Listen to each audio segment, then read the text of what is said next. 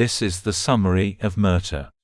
Summarized by Cellwave Audio and narrated by Archie. Introduction. In Murtagh, Christopher Paolini shifts focus from the heroic journey of Eragon to explore the complexities of one of Alagaësia's most morally ambiguous characters. Murtagh, initially seen as an antagonist, emerges as a tragic figure torn between his dark past and the future he desperately seeks.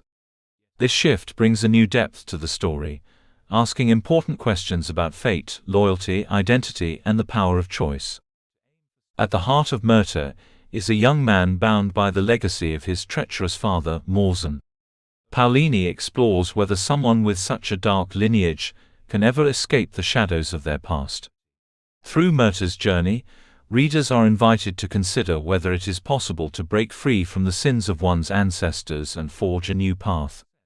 Murtagh is not just a fantasy about dragons and magic, it is a tale of personal growth, redemption, and the cost of self-determination. The novel challenges the concept of fate versus free will, a theme that has long been central to Paolini's works. As Murtagh struggles against the weight of his family's legacy and the demands of the Empire, he faces difficult choices about his future. Can he change his destiny, or is he doomed to repeat the mistakes of his father? Paolini uses Murtagh's inner turmoil to examine the broader question of personal agency in a world where forces beyond one's control constantly shape and challenge identity. Murtagh is also a story about transformation. It's about a young man pushed to his limits by the expectations of others and the darker forces that influence his life. As he wrestles with his own identity and the morality of his choices, Murtagh's journey becomes a reflection on the struggle for self-actualization in a world that demands conformity. The novel delves into the tension between good and evil, loyalty and betrayal, and the nature of true freedom. Ultimately, Murtagh is a more introspective and emotional narrative than its predecessors in the inheritance cycle. It invites readers to reflect on the complexity of identity, the influence of past actions, and the possibility of redemption. Paolini crafts a deeply human story set against a backdrop of magic and conflict, reminding readers that the true battle is not always against external forces but within oneself. Disclaimer. The following summary is a condensed and interpretive overview of the book Murtagh by Christopher Paolini. It is not intended to be a complete or verbatim representation of the original work, but rather an attempt to capture its key themes, characters, and events. This summary is created to provide insight into the story for readers seeking an overview of the plot and character development. All original content, including characters, plotlines, and intellectual property, remains the sole property of the author and publisher. The summary is provided for educational and informational purposes only, and does not replace the original text. Readers are encouraged to engage with the full work for the most accurate and comprehensive experience of the narrative. Part 1. CEUNON. Chapter 1. Murtagh. The first chapter of Murtagh sets the stage for the internal and external struggles that will define the protagonist's journey. The story opens with Murtagh and his dragon Thorn perched on a rocky hill as dusk settles over the land. Their bond is deep, built on mutual respect and a shared history that has shaped them both. This quiet moment between man and dragon, where words are often unspoken, speaks volumes about their relationship. Murtagh's hesitation to leave Thorn behind for a short while is tinged with affection, but it also reveals a deeper anxiety, an anxiety that Thorn often senses more keenly than Murtagh is willing to admit. As Murtagh unbuckles his sword, Zarok, he's momentarily distracted by his thoughts of the past, of those he has lost, and of the lonely road that lies ahead. He is not merely a warrior, he is a man haunted by the complexities of his own identity. Born the son of Thorn, one of the most feared and despised of the Forsworn, Murtagh struggles daily with the burden of his lineage. His father's dark legacy looms over him like a shadow, shaping the way others see him, even as Murtagh fights to define himself beyond it. In a moment of levity, Thorn offers a suggestion that might seem almost playful, changing the color of his scales to mimic Eragon's dragon, Saphira. Murtagh's response is a mixture of amusement and disbelief. Thorn's wit, though often hidden behind the dragon's fearsome exterior, provides a contrast to Murtagh's often brooding demeanor. There is a certain charm to their exchanges, a reminder that even in the midst of such darkness there are fleeting moments of light. Thorn, with his sharp sense of humor, also exhibits a deep loyalty to Murtagh, a loyalty that is more than just a bond between dragon and rider. It's a connection that transcends words, forged in the heat of battle and the fires of mutual survival. Their conversations, though seemingly simple, reveal the complexities of their relationship. It is clear that Murtagh is not just a rider to Thorn, but a friend, a partner, and in many ways the one person Thorn trusts more than anyone else. Yet, despite the camaraderie between them, Murtagh cannot shake the weight of his own doubts. As Thorn waits for his rider to return, there is a palpable tension in the air. Thorn's worry for Murtagh is not unwarranted. The world around them is still fraught with danger, and Murtagh's presence is not welcomed by many. Even as he walks away from his dragon, Murtagh's thoughts linger on the uncertainty of his mission, and the fear that he may be walking into a storm much larger than he anticipates. In these opening moments, Paolini deftly sets the tone for the novel, blending the internal with the external. Murtagh's world is one of constant conflict, not just with the forces around him but within himself. His struggle to reconcile who he was born to be with who he longs to become is at the heart of the story. The tension between the man and the dragon, the past and the future, is established early on, and the reader is drawn into a world where every choice is laden with consequence. As Murtagh leaves Thorn behind, the reader is reminded that this is no longer the Eragon of old, setting out to vanquish the evil of the world. This is a different kind of journey, one of self-discovery, of grappling with the ghosts of the past, and of the harsh realities that await those who dare to challenge fate. Paolini introduces a world where every action is tinged with the complexities of loyalty, betrayal, and the search for redemption. The first chapter sets Murtagh on a path that will force him to confront the very things he seeks to avoid. His journey is not just about surviving the external conflicts of war, but about navigating the more treacherous landscapes of his own soul. With Thorn by his side, Murtagh stands at the threshold of a personal reckoning, one that will shape not only his future but the fate of those around him. Chapter 2: The Fulsome Feast. As Murtagh enters a new and unfamiliar setting, the tone shifts from the quiet intimacy of his moments with Thorn to a more charged atmosphere, where the weight of power and politics comes into sharp focus. He finds himself at a grand feast, a lavish display of wealth and excess that hides the deeper undercurrents of manipulation, alliances, and personal ambitions. The opulence surrounding him stands in stark contrast to the internal conflict Murtagh faces as he is forced into this world of political maneuvering, where his presence is less a sign of celebration and more a reflection of his uneasy position within a web of power. At the feast, Murtagh is reminded that his role as the son of Morzan, once feared and revered by the Empire, is both a tool and a burden. His every move is under scrutiny, and the expectations of those around him weigh heavily on his shoulders. The spectacle of the feast, with its flowing wine and delicate dishes, serves as a grim reminder of the world Murtagh must navigate, a world where loyalty is rarely genuine, and the stakes of each interaction are dangerously high. He realizes that he is not truly a participant in the world of the elite, but an outsider forced to play along, treading carefully to avoid falling victim to the same traps that have claimed so many others. Murtagh's discomfort at the feast is palpable as he moves through the crowd, interacting with figures who view him both as a valuable asset and a potential threat. The guests, many of whom are wrapped up in their own schemes, offer no real friendship or loyalty. Their alliances are fragile, often based on fear or opportunism, and Murtagh finds himself assessing each conversation carefully, aware that every word and gesture could be a calculated move in a much larger game. The feast becomes a microcosm of the fractured world around him, a place where every smile could hide a dagger, and where survival often requires a willingness to abandon personal ideals. Despite the outward display of civility, Murtagh senses the underlying tension, the unspoken conflict simmering just beneath the surface. He is caught in a world where power is the ultimate currency, and every interaction is laced with hidden motives. As he reflects on his own position, the internal struggle between duty and personal freedom becomes even clearer. Murtagh's past, marked by the shadow of his father's influence, continues to shape how others see him and how he sees himself.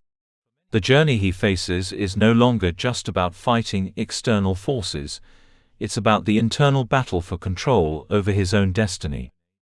Murtagh's presence at the feast forces him to confront the reality that he can no longer remain a passive observer of the world around him.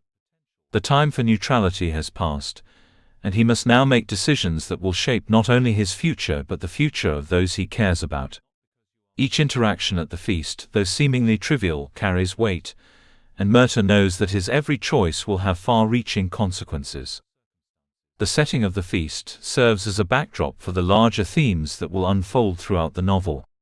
It illustrates the world Murtagh must navigate, one where trust is scarce and the pursuit of power is a dangerous game.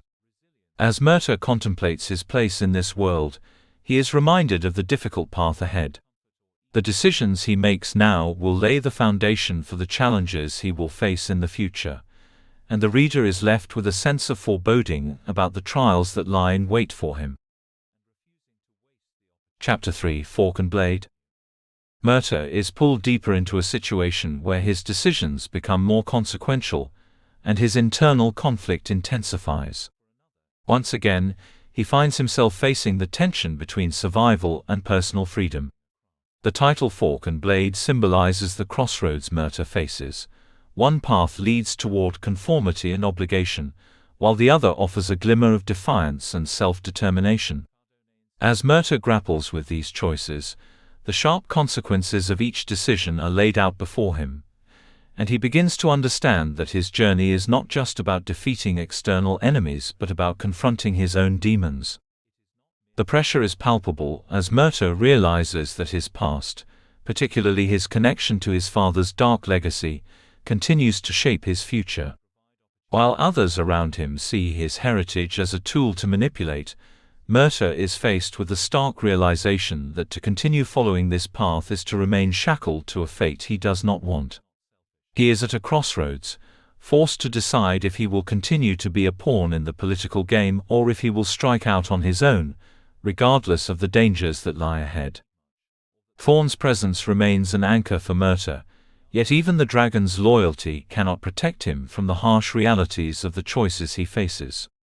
The weight of their shared bond is immense, but it also amplifies Murtagh's sense of responsibility.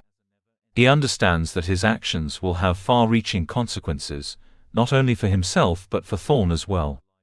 The relationship between man and dragon is more than just a partnership. It is a profound connection that adds layers of complexity to Murtagh's decisions. At the same time, Murtagh's internal struggle intensifies. He finds himself torn between the man he has become, shaped by his father's legacy, and the man he hopes to be, a person capable of forging his own destiny. This tension builds as Murtagh's world continues to close in on him. Those around him see only what they want from him, and he must decide how much of himself he is willing to sacrifice to satisfy their demands. Yet each choice comes with a price, and the consequences of his actions are never far from his mind. The growing tension reaches a peak as Murtagh realizes that time is running out. The decisions he makes will define not only his future, but the fate of those around him. As he contemplates his next move, the stakes become clear: to remain tied to the legacy of his father or to step away from that darkness and seek his own path.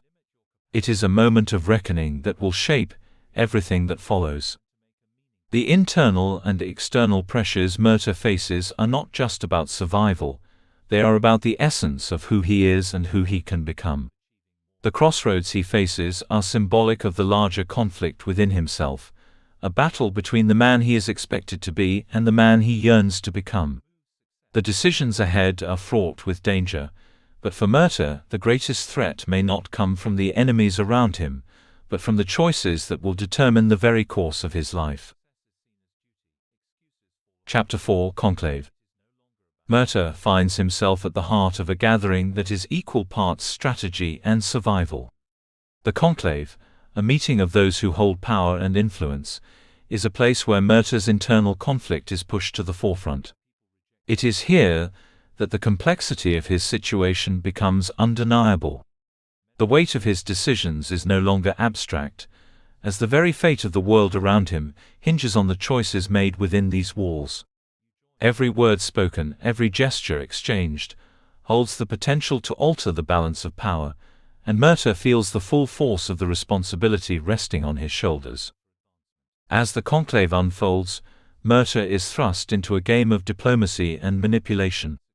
The assembly is a reminder of the cold calculations that govern the world of politics, where every player is vying for dominance, and no one can be fully trusted. Murtagh, despite his discomfort, must participate in this intricate dance, trying to navigate the shifting allegiances and hidden agendas that swirl around him. His presence at the table is a reminder of his importance, but it also reflects the precarious position he occupies. He is seen by some as a valuable ally, by others as a potential threat, and by himself as someone who is simply trying to survive in a world that continually pushes him to make impossible choices. Amidst the tension of the conclave, Murtagh faces yet another challenge: the need to reconcile his personal desires with the demands of the political landscape. The conflict between duty and freedom grows more pronounced, and Murtagh is forced to confront the reality that his choices are not just about his own survival, they are about the fate of others as well. His role in the conclave is not merely one of listening and observing, it is one of active participation, where every decision has consequences that ripple outward. The deeper Murtagh becomes entangled in the affairs of the conclave, the more he realizes the delicate balance he must maintain. Every decision carries risk, and trust is a fragile commodity. As Murtagh assesses those around him, he is keenly aware of the dangers of misplaced loyalty. In a world where betrayal is commonplace, and power is often the only thing that matters, Murtagh must rely on his instincts and his growing understanding of the intricate webs of influence that shape the political landscape. The conclave becomes a crucible in which Murtagh's character is tested, as he grapples with the moral implications of the choices he is forced to make. While the conclave itself is a scene of tension and intrigue, it also serves as a backdrop for Murtagh's growing realization of his own potential. The decisions he faces are not just about power, they are about his ability to shape his own future. Murtagh understands that to carve his own path, he must first navigate the labyrinth of political and personal relationships that surround him. His journey is no longer one of simply surviving, it is one of actively shaping his destiny, even if it means stepping into the dangerous unknown. As the conclave draws to a close, Murtagh finds himself at a crossroads.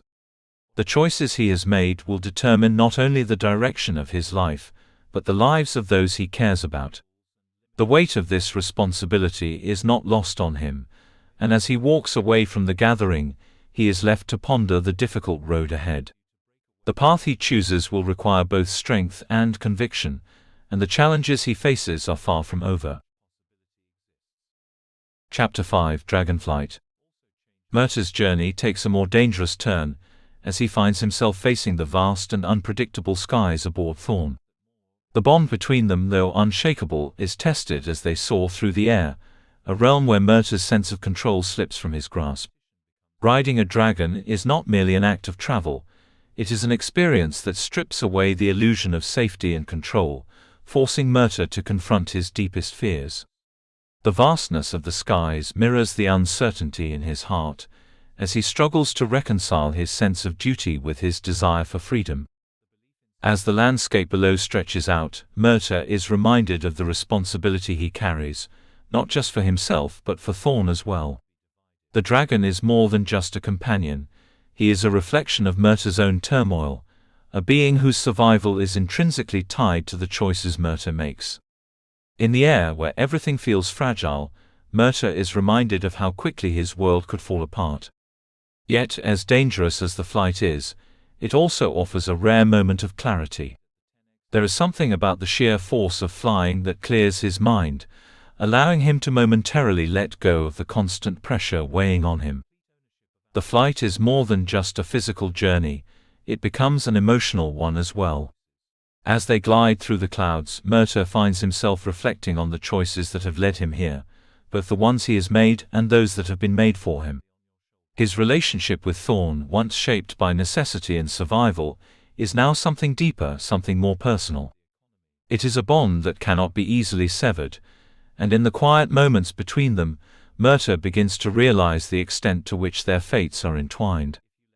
However, the danger of flight is never far from Murtagh's mind. He is constantly aware of the enemies that lie in wait, the dangers that could bring his journey to a sudden and violent end. The skies, though liberating, are also fraught with peril, and Murtagh must remain vigilant. Every twist and turn of the wind, every distant shadow could signal an impending attack. The flight is both a symbol of freedom and a reminder of the ever-present threat that looms over Murtagh's existence. As Murtagh and Thorn soar through the sky, the tension between them rises. The dragon, ever watchful, senses the unease in Murtagh, even when it is not spoken aloud. The bond they share is complex, one that is built on more than just survival. There is a deep trust between them, but also a shared fear, a fear of the unknown, and of the consequences of the choices they are both forced to make. Yet, despite the uncertainty, there is also a sense of camaraderie, a mutual understanding that they are in this together, bound by a fate neither fully controls.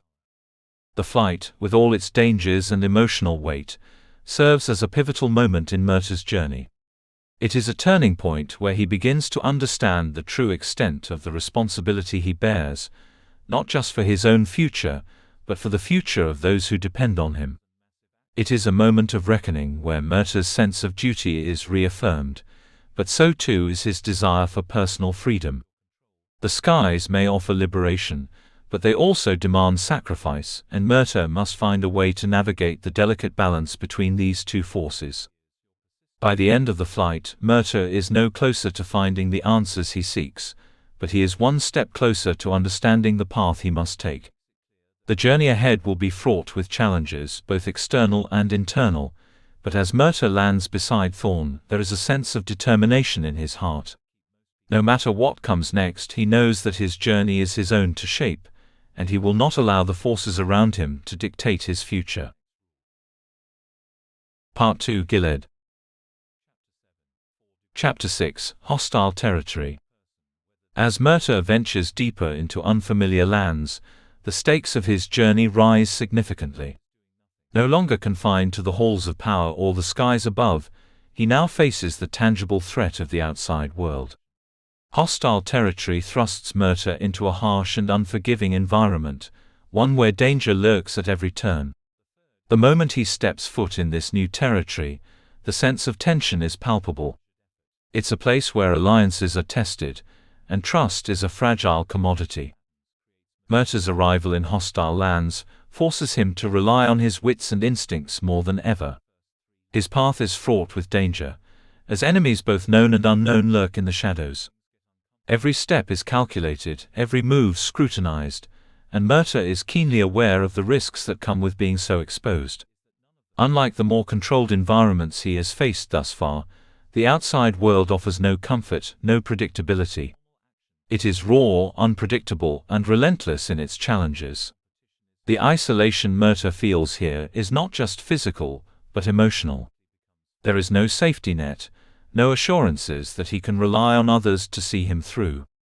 It is a stark reminder that in these lands, survival is a battle fought alone. The territory is not only hostile because of the external threats it poses, but also because it represents a testing ground for Murtagh's resolve. Here, he cannot afford to hesitate or doubt himself. Every decision he makes could be his last, and the consequences of even the smallest misstep could be catastrophic. The world he once knew, where he could rely on Thorn and his own instincts, now seems distant.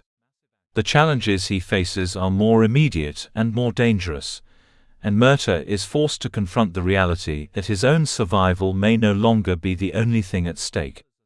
With each passing moment, the complexity of his mission grows. The interactions Murtagh has with the inhabitants of this territory further highlight the deepening tension in his life. He is viewed with suspicion and hostility, seen not as an ally but as a potential threat. His father's name, once a source of power, is now a curse, and Murtagh realizes that he must navigate these treacherous relationships carefully. His presence alone sparks fear and animosity, making it difficult for him to find the support or resources he needs to move forward. As the political and personal stakes rise, Murtagh is forced to rely on his ability to read the people around him, understanding their motivations and anticipating their moves. It is a delicate game, one that requires not only strength but also shrewdness. Yet, even as Murtagh faces external threats, there is a growing sense of isolation within him. The burden of his past weighs heavily on his shoulders, and in these hostile lands he is constantly reminded of the shadow of Murtagh. Murtagh's identity, shaped by the man he was born to be, is something he cannot easily escape. Everywhere he goes he faces the consequences of his lineage, and the emotional toll of this reality becomes ever more apparent. This struggle between the man he has become and the man he wishes to be becomes even more urgent. The land may be hostile, but it is the war within himself that is the most difficult to fight. In the midst of all this, Murtagh's relationship with Thorn provides a rare moment of solace. Their bond is unspoken but strong, a reminder that no matter how hostile the world around them becomes, they remain a team. Thorn's presence is a constant, a symbol of Murtagh's strength and resilience. Even in the face of overwhelming odds, the bond between them remains unbroken.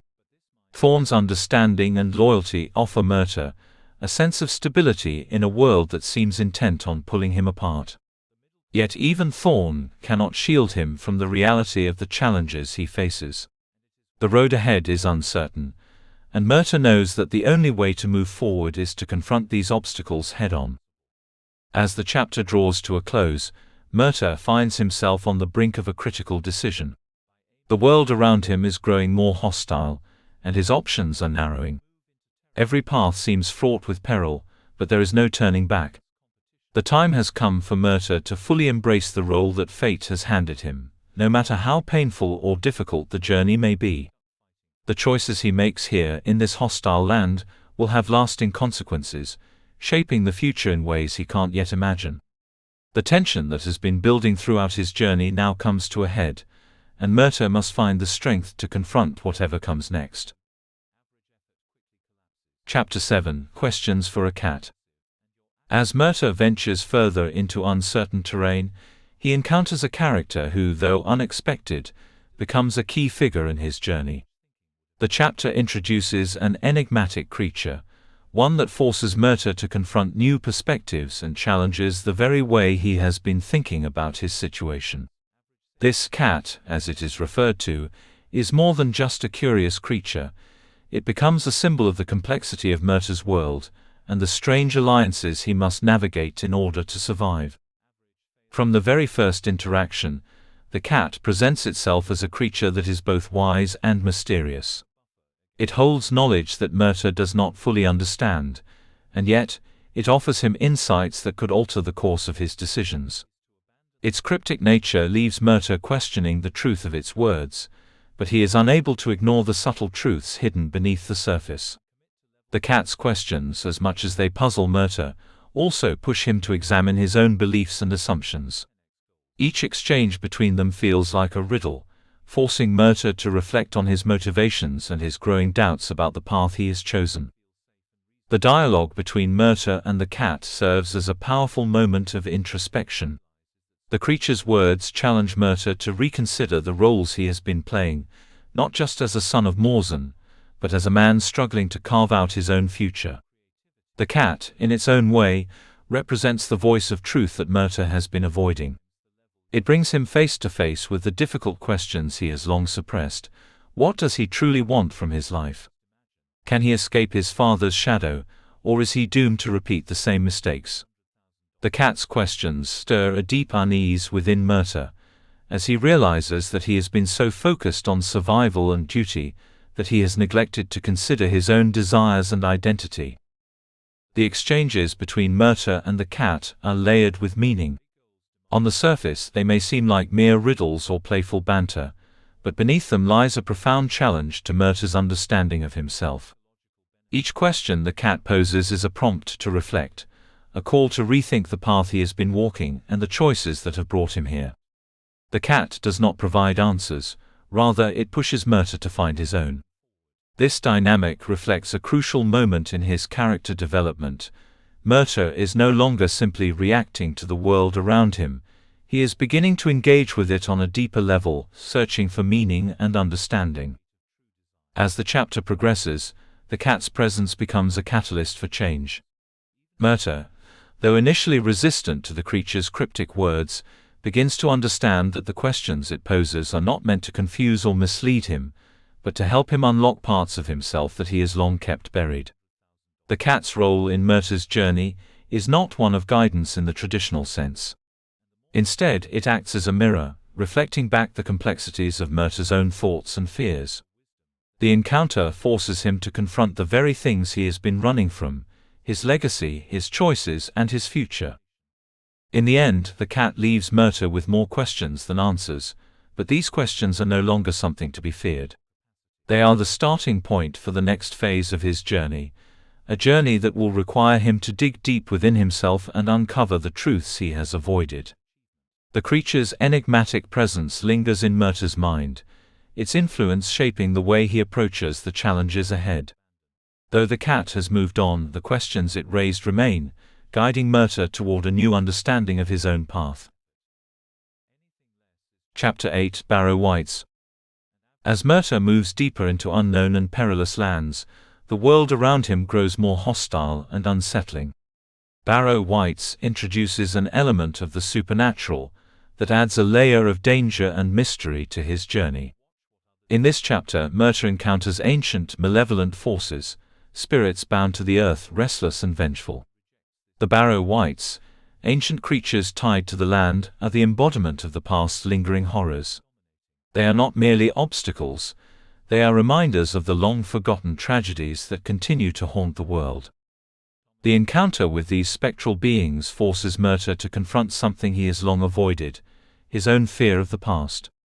As the Barrow Wights rise from the earth, the air thickens with an eerie sense of inevitability. Murtagh is forced to battle not only the physical threat posed by these creatures, but also the psychological and emotional weight they bring with them. These spirits represent the darkness that haunts Murtagh's soul, the fear that no matter how far he travels or how much he changes, the past will always find a way to catch up with him. The battle with the Wights is intense, filled with urgency and desperation. The creatures are relentless, and Murtagh's resolve is tested to its limits. The fight is not just a struggle for survival, but a symbolic confrontation with the forces that seek to control him, forces rooted in both the supernatural and the more personal legacies he cannot escape. As he battles, Murtagh is reminded that, like the Wights, the ghosts of his past never truly leave him. They linger, waiting for the moment when they can pull him back into the darkness. Despite the danger, Murtagh's growing sense of self is also evident in this confrontation. The fight with the Wights reveals his resourcefulness, his ability to adapt in the face of overwhelming odds, and his growing determination to carve out his own destiny. The Barrow Wights are not just physical threats, they are manifestations of the obstacles Murtagh must overcome in order to free himself from the chains of his father's legacy.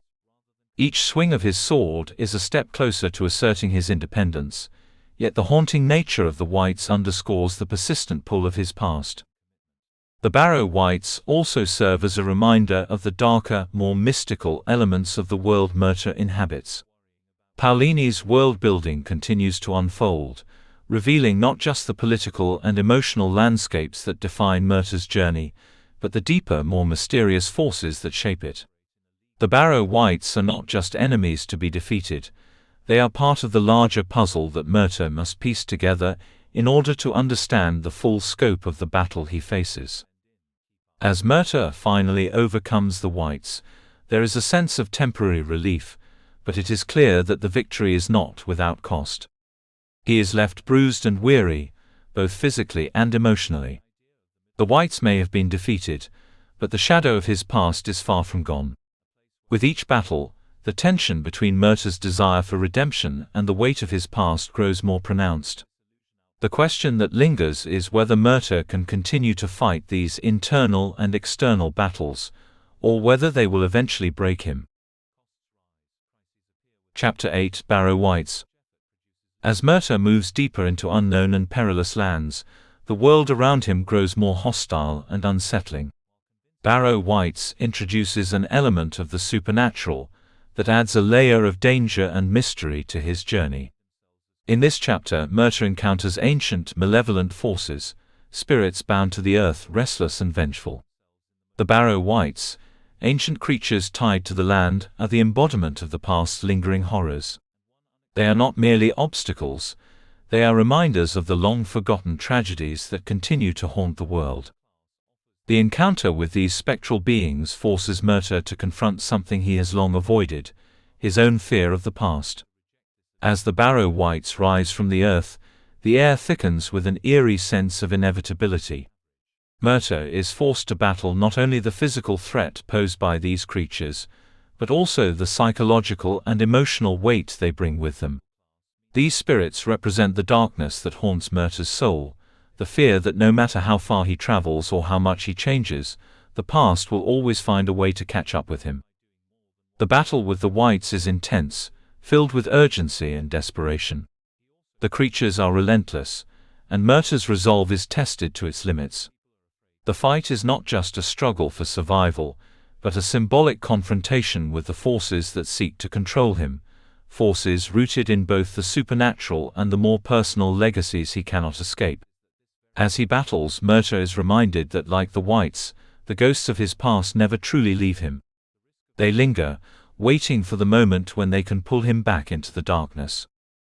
Despite the danger, Murtagh's growing sense of self is also evident in this confrontation. The fight with the whites reveals his resourcefulness, his ability to adapt in the face of overwhelming odds, and his growing determination to carve out his own destiny. The Barrow Wights are not just physical threats, they are manifestations of the obstacles Murtagh must overcome in order to free himself from the chains of his father's legacy. Each swing of his sword is a step closer to asserting his independence, yet the haunting nature of the whites underscores the persistent pull of his past. The Barrow Wights also serve as a reminder of the darker, more mystical elements of the world Murtagh inhabits.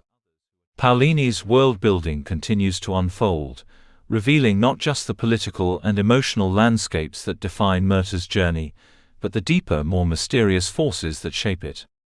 The Barrow Wights are not just enemies to be defeated, they are part of the larger puzzle that Murtagh must piece together in order to understand the full scope of the battle he faces.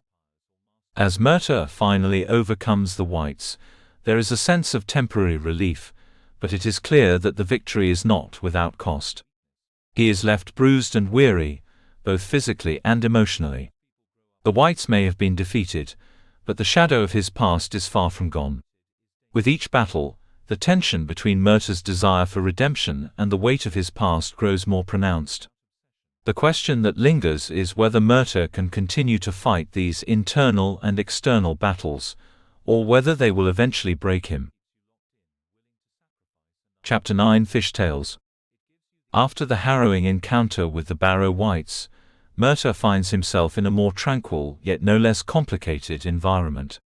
Fishtails takes a step back from the violent, life-or-death struggles, and places Murtagh in a situation that forces him to deal with the more subtle aspects of his journey. This chapter introduces a lighter, almost whimsical atmosphere, but beneath the surface it still carries the weight of Murtagh's emotional and psychological burden. The chapter opens with Murtagh's interactions with a group of travelers who offer him a brief respite from the constant strain of survival and political maneuvering. At first glance, the group appears to be nothing more than a casual, carefree band of wanderers, sharing stories and laughter as they fish by the riverbank. However, as Murtagh engages with them, he realizes that there is much more to their seemingly simple lives than meets the eye. The travelers who share tales of distant lands and adventures serve as a mirror to Murtagh's own desires for a life that is free from the oppressive weight of his past. The fish tales that are shared around the campfire are filled with humor, exaggeration, and the kind of light-heartedness that Murtagh has long since abandoned. In listening to their stories, Murtagh finds a rare moment of connection to something simpler, more human. For the first time in a long while, he allows himself to enjoy the moment, to laugh and forget about the complex web of obligations and fears that have defined his existence. These interactions offer Murtagh a glimpse of the life he might have had he not been burdened by the legacy of his father and the expectations placed upon him by the Empire. Yet, even in this seemingly peaceful setting, the shadows of Murtagh's past linger. The carefree atmosphere does not fully shield him from the weight of his decisions and the looming uncertainty of the future. As he listens to the travelers' stories, he is reminded that his own story is far from simple. The freedom these wanderers seem to enjoy is something Murtagh cannot have, not without giving up everything he has fought for, including the bond he shares with Thorn.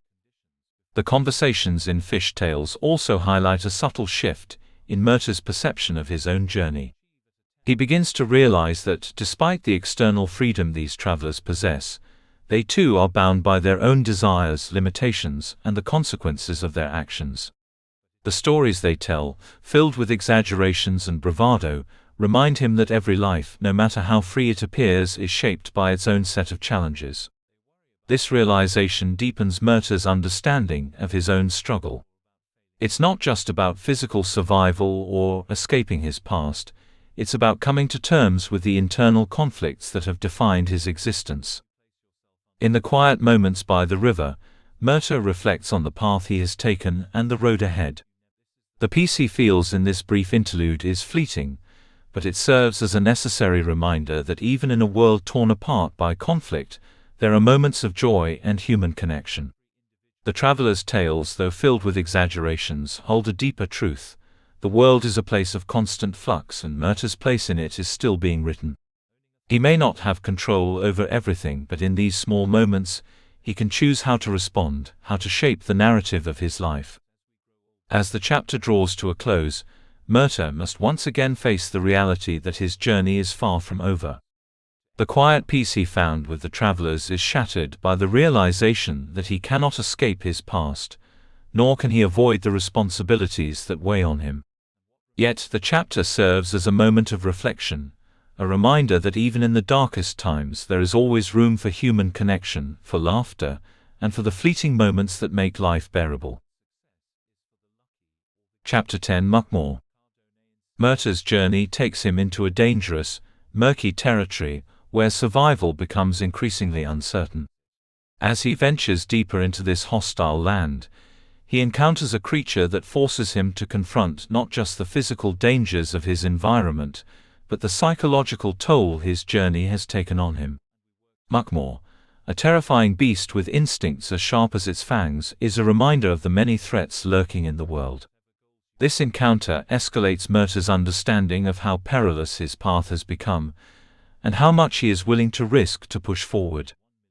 The beast, with its grotesque and savage appearance, is an immediate and overwhelming threat. Murtagh and Thorn must work together to overcome Muckmore, and their bond is put to the ultimate test as they face off against this primal force of nature. The battle is intense, forcing Murtagh to push his physical and mental limits. He is no longer just fighting to survive, he is fighting to maintain the small shred of control he has over his destiny. Each strike, each moment of hesitation carries the weight of all the decisions he has made up until this point. The battle with Muckmore also represents Murtagh's ongoing struggle with the darker forces that constantly surround him.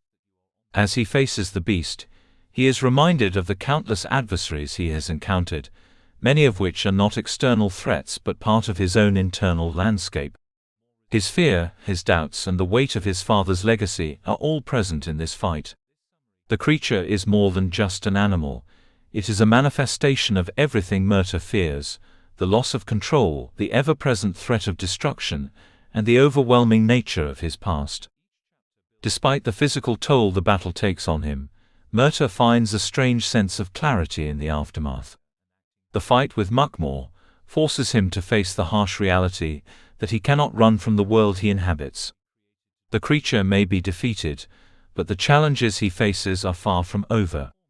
His life is one of constant struggle, but it is also a life in which he must take control of his destiny, rather than allowing external forces to dictate his every move.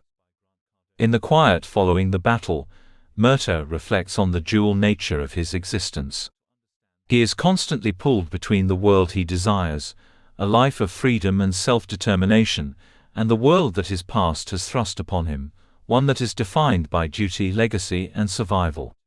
The encounter with Muckmore does not resolve these internal conflicts, but it does give Murtagh a renewed sense of purpose. He realizes that, in order to survive, he must face not just the monsters of the world but also the monsters within himself.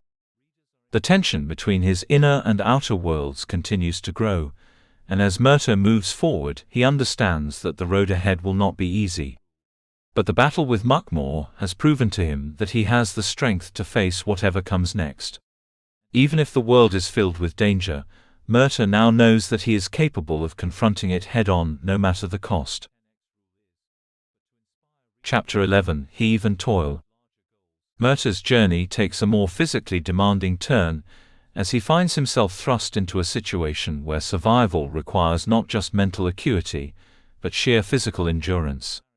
Heave and Toil places Murtagh in an environment where the struggles he faces are no longer just about internal conflict or external threats, they are about the grueling, relentless work of simply keeping going. The chapter reveals the toll that Murtagh's journey has taken on his body and his spirit, forcing him to confront the immense labor required to survive in a world constantly at war. The title of the chapter, Heave and Toil, perfectly captures the essence of Murtagh's predicament. There is no magic or quick fix here. Instead, he is forced to endure the slow, exhausting grind of survival. Murtagh finds himself engaged in backbreaking work, a stark contrast to the heroic actions he may have envisioned for himself. It is a reminder that survival in this world, especially for someone like Murtagh, is a constant battle. He has learned to fight with sword and wit, but here the fight is one of perseverance, enduring the hardship that seems to have no end. The physical toil in this chapter is not just a matter of labor, it symbolizes the emotional and psychological weight Murtagh carries. The work itself is an extension of the burdens that weigh on his soul, his legacy, his moral dilemmas, his fears for the future. With every shovel of dirt, every stone moved, Murtagh is reminded that the road to redemption, if it even exists, is not easy. There is no grand battle or moment of glory in this chapter, only the constant, exhausting effort to keep moving forward, despite the overwhelming obstacles in his path. As Murtagh works alongside those who share his burdens, he begins to feel the weight of his isolation. Even in the midst of the toil, he is keenly aware that the connections he has with others are tenuous at best. The friendships that form under the duress of shared labor are fragile, and Murtagh is hesitant to trust anyone fully. His journey has taught him that loyalty is a luxury, and that true companionship often comes with a cost. Yet as the chapter progresses, Murtagh starts to recognize the value of these fleeting connections. For the first time in a long while, he is not completely alone in his struggle. Heave and Toil also serves as a turning point in Murtagh's character arc. The grueling labor forces him to reflect on his own limitations, both physical and emotional. He begins to understand that the constant fight for survival is not just about defeating enemies, but about overcoming the deeper struggles within himself. The laborious work gives him time to think, time to reassess the choices he has made and the person he is becoming.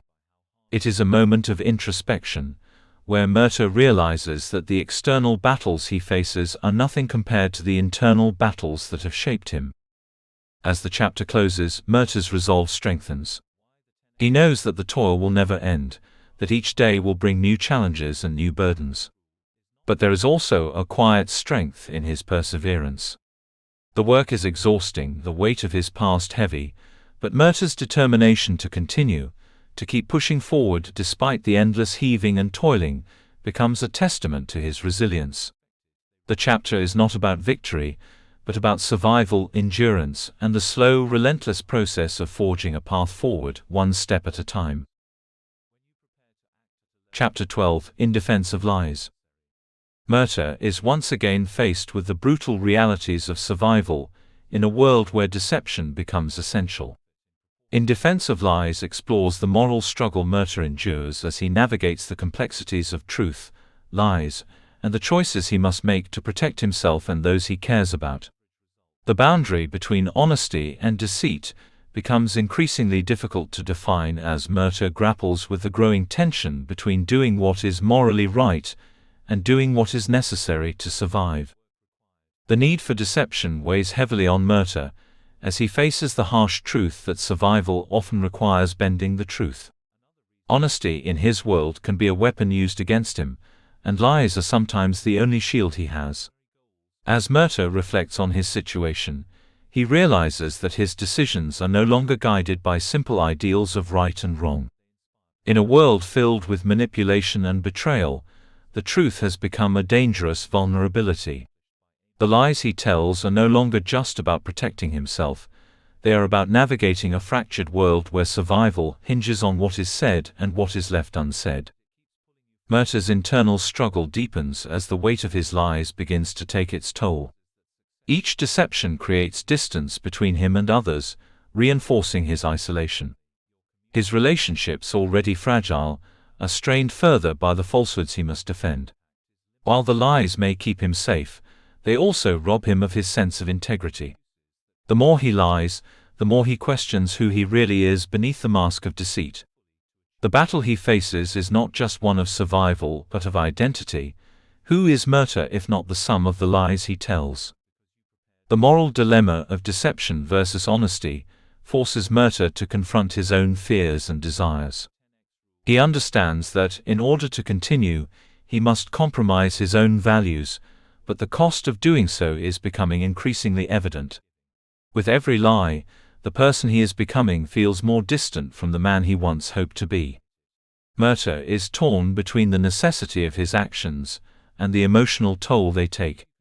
Survival, it seems, comes with a price, and Murtagh must decide whether the cost of preserving his life is worth the price of his soul. As Murtagh reflects on the consequences of his actions, he begins to realize that lies are not just a tool for survival, they are a reflection of the world he lives in. In a place where trust is a rare commodity, deception becomes a survival mechanism, a means of navigating a world that values power over truth. Murtagh must come to terms with the fact that in his world, lies may be the only way to protect those he loves and to keep moving forward. The struggle between survival and integrity becomes even more pronounced as Murtagh understands that, no matter how much he lies, the past will always follow him. His father's legacy, the burdens of his lineage, and the expectations of others continue to haunt him, and Murtagh knows that the path ahead will not be easy. But as he faces the harsh realities of his journey, he also begins to understand that sometimes, lies are necessary to protect the future. Though the weight of these lies threatens to break him, Murtagh realizes that in a world like his, survival is not just about fighting external enemies, it's about managing the lies that allow him to navigate the dangerous world he inhabits. Chapter 13: Masks. Murtagh faces the growing realization that the roles he has been forced to play in the world have shaped him in ways he no longer fully understands. The concept of masks, both literal and figurative, becomes central to his emotional struggle. Throughout his journey, he has adopted various personas to survive: the dutiful son, the soldier bound by duty, and the reluctant leader. Each mask has served a purpose, protecting him from the brutal expectations placed on him, and allowing him to navigate a world where truth is often dangerous and vulnerability can be fatal. But as Murtagh's journey progresses, the weight of these facades begins to take a toll on him. The internal conflict grows as Murtagh becomes more aware that, by wearing these masks, he has distanced himself from the person he might have been. What started as a means of survival has turned into a self-imposed prison. Murtagh begins to question whether his actions, once dictated by duty or necessity, are truly his own. Each mask he wears hides a deeper truth about his desires, fears, and hopes, but they also prevent him from fully connecting with others or even with himself. He begins to wonder if it is even possible to cast aside these identities and still retain a sense of who he truly is. As Murtagh interacts with those around him, it becomes evident that his role in the world is largely defined by the expectations of others. He is constantly seen through the lens of his father's dark legacy, or as a tool for political manipulation. This leaves little room for Murtagh to exist on his own terms. The people he encounters, whether allies or enemies, see only what he allows them to see. He is reminded that the masks he wears not only protect him, but also keep him isolated. Trust becomes harder to establish, and every interaction feels calculated.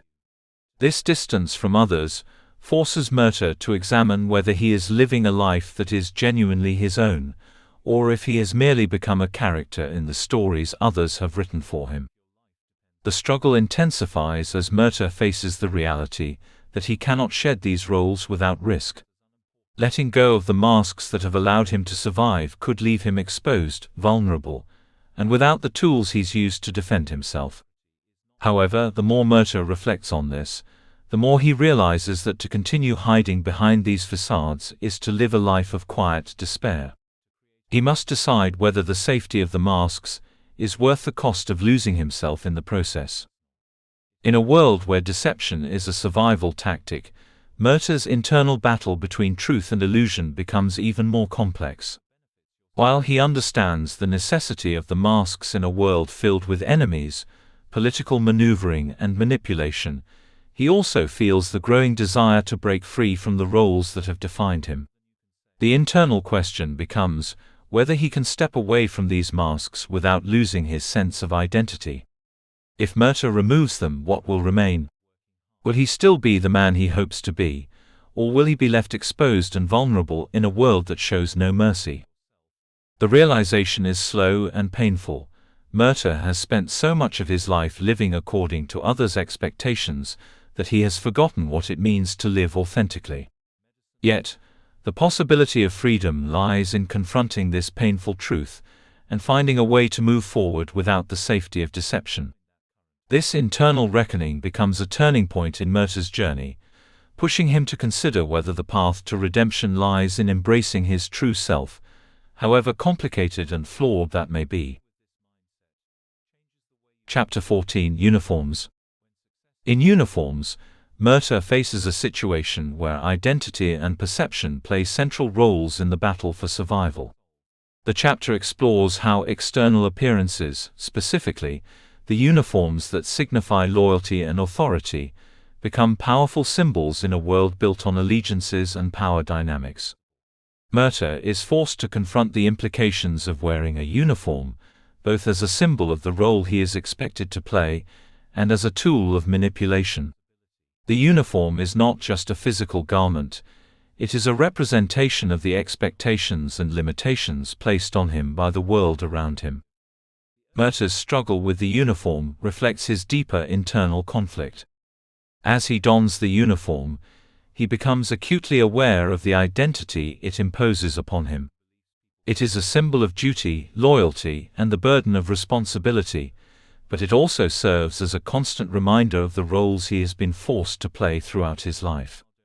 His father's legacy, the Empire's expectations, and the weight of his own actions are all tied to the uniform he is required to wear. The external appearance may make him look like a soldier, but Murtagh is reminded time and again that he is more than just the uniform he wears. The question becomes whether he can shed the layers of expectation and duty tied to the uniform, or if he will forever be defined by it. As Murtagh moves through the world in the uniform, the reactions of those around him reveal the power of appearance. The uniform commands respect and fear, but it also isolates him. People see only what the uniform represents: authority, power, and affiliation, but none see the person beneath it. Murtagh realizes that in the world of alliances and enemies, appearances are often more important than the truth. The uniform is not just about what it signifies, it is about how others interpret it and how it shapes their perception of him. Throughout the chapter, Murtagh struggles with the tension between the external authority the uniform provides and the internal rebellion he feels. He is not just a soldier or a servant of the Empire, he is a man with his own desires, fears, and hopes. But as long as he wears the uniform, he is trapped in a role that is defined by others. The uniform serves as both a shield and a shackle, offering him protection and power, but also stripping away his autonomy. The deeper Murtagh moves into this conflict, the more he understands that the uniform, though a symbol of control, also represents a loss of self. As the story progresses, Murtagh is forced to confront the question of whether he can ever escape the role the uniform forces upon him. Can he break free from the chains of external expectation and create an identity for himself, or will he always be defined by the uniform he wears? The chapter ends with Murtagh grappling with the realization that the uniform, for all its power, does not define him. It is merely an outward symbol, one that can be discarded or reinterpreted if he can find the courage to do so. The struggle between duty and personal freedom, between appearance and reality, becomes more urgent, as Murtagh realizes that only by shedding the uniform's weight can he truly begin to understand who he is and who he wants to become. Chapter 15: Softly Creeping. Murtagh faces a growing sense of unease as an insidious danger begins to take root around him. Unlike the more overt threats he's accustomed to, this danger emerges gradually, almost imperceptibly. Softly Creeping captures the atmosphere of tension that surrounds Murtagh, where danger isn't immediately visible but instead builds quietly over time, seeping into his thoughts and actions. The fear it generates is not about a single immediate threat, but about the slow, relentless nature of something lurking just beyond his reach. The unease Murtagh feels is compounded by the realization that this creeping threat is more psychological than physical. It's the kind of danger that unsettles him from within, something intangible, a constant source of anxiety that he cannot easily confront. It forces him to be more aware, more cautious, yet he struggles to pinpoint the exact source of the threat. The creeping sensation is a constant reminder of how vulnerable he truly is, especially in a world where not every danger comes with a clear warning. In this environment, the inability to see the threat clearly makes it all the more dangerous. As Murtagh senses the rising tension, he starts to question everything around him, from the actions of those he trusts to his own perceptions. The slow building pressure forces him into a state of heightened awareness, where even the smallest details take on greater significance. The creeping fear is not just external but internal as well. He finds himself doubting his instincts and the choices he's made, unsure of how much of the creeping danger is based on his past and how much is real. The chapter doesn't offer a direct confrontation, but builds an overwhelming sense of dread that has no clear target. The unseen nature of the threat forces Murtagh to confront his deepest fears, of the unknown, of betrayal, and of being consumed by forces beyond his control. As he struggles to maintain focus, Murtagh realizes that he's not just fighting external enemies but his own insecurities and the weight of his past choices. By the end, the growing pressure of the creeping threat reveals a critical truth for Murtagh: survival in this world requires more than just strength. It demands an ability to recognize dangers that don't announce themselves, and to navigate the subtle hidden forces that challenge his sense of stability. The chapter leaves Murtagh grappling with the idea that sometimes the greatest risks are the ones that quietly unfold, unnoticed, until they're already too close to ignore. Chapter 16: The Door of Stone. Murtagh reaches a pivotal point in his journey as he confronts the Door of Stone, a threshold that signifies both a literal and figurative passage into unknown territory. The door represents a barrier between the past that has defined him and the uncertain future he must now face. Its stone facade, ancient and unyielding, mirrors the weight of his own struggles, rooted in his father's legacy, yet pushing him toward the possibility of change. Approaching the door, Murtagh feels the pull of both fear and resolve. On one hand, he longs for the answers and clarity that lie beyond it, but on the other he hesitates. The door is more than just an entryway, it is a symbolic challenge. Stepping through it means confronting truths that Murtagh has long avoided: his identity, his legacy, and the role he is meant to play in the larger conflicts at hand. There is an overwhelming sense of finality to this moment. Once he crosses through, there will be no returning to the life he has known. The door, standing stark and silent before him, serves as a reminder that Murtagh's journey is not just about physical survival or external enemies, but about reconciling the parts of himself that remain fractured. He is no longer just the son of Morzan or a soldier bound by duty. He is a man who must make a choice, one that will shape his future and possibly change the course of his life. With each step forward, he contemplates what lies on the other side, knowing that it will not be a simple continuation of his journey, but a turning point that requires him to confront both his past and the identity he has been fighting to escape. There is a quiet intensity to the moment. Murtagh's decision to approach the door is not made lightly. The fear of what he might find on the other side gnaws at him, but it is overshadowed by the realization that he cannot move forward without facing what the door represents. The unknown beckons, and Murtagh understands that it holds the potential to transform him, but only if he dares to enter. As he stands before the door, Murtagh reflects on the path that has led him here. His journey has been one of conflict, survival, and self-discovery, but now he must decide whether to accept the challenges that await beyond the door or turn away. The choice is his, and the consequences of stepping through will define the direction of his journey. With a final, steadying breath, Murtagh steps forward, ready to embrace what lies beyond, fully aware that this moment will be a defining one. The door of stone, while imposing, becomes a symbol of his determination to forge a future that is his own. Chapter 17: Pathways into Darkness. Murtagh's journey takes him into the heart of a world where light and hope seem distant memories. Pathways into Darkness is a turning point where the external dangers he faces begin to mirror the internal darkness he has tried to ignore. As Murtagh ventures deeper into the treacherous territory ahead, he finds that the path is fraught with peril, not just from external forces, but from the growing darkness within himself. The journey through this darkened landscape is both literal and symbolic. The world around Murtagh is shrouded in shadows, and the further he goes, the more oppressive the atmosphere becomes. It is a place where the familiar constraints of the world he once knew no longer apply, and Murtagh must confront his deepest fears and doubts. As he moves forward, the path seems to narrow, the air thickening with an unsettling sense of inevitability.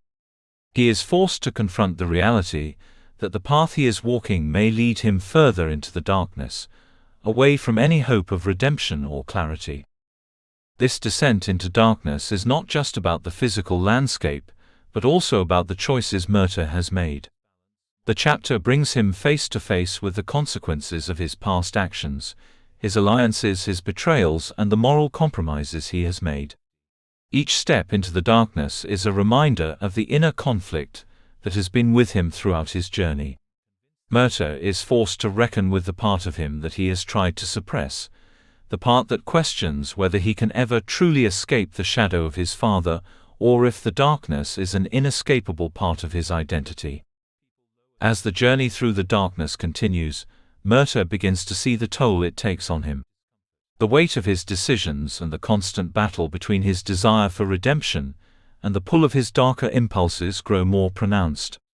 The path is not just a physical one, but an emotional and psychological descent, where every step forward seems to bring him closer to a point of no return.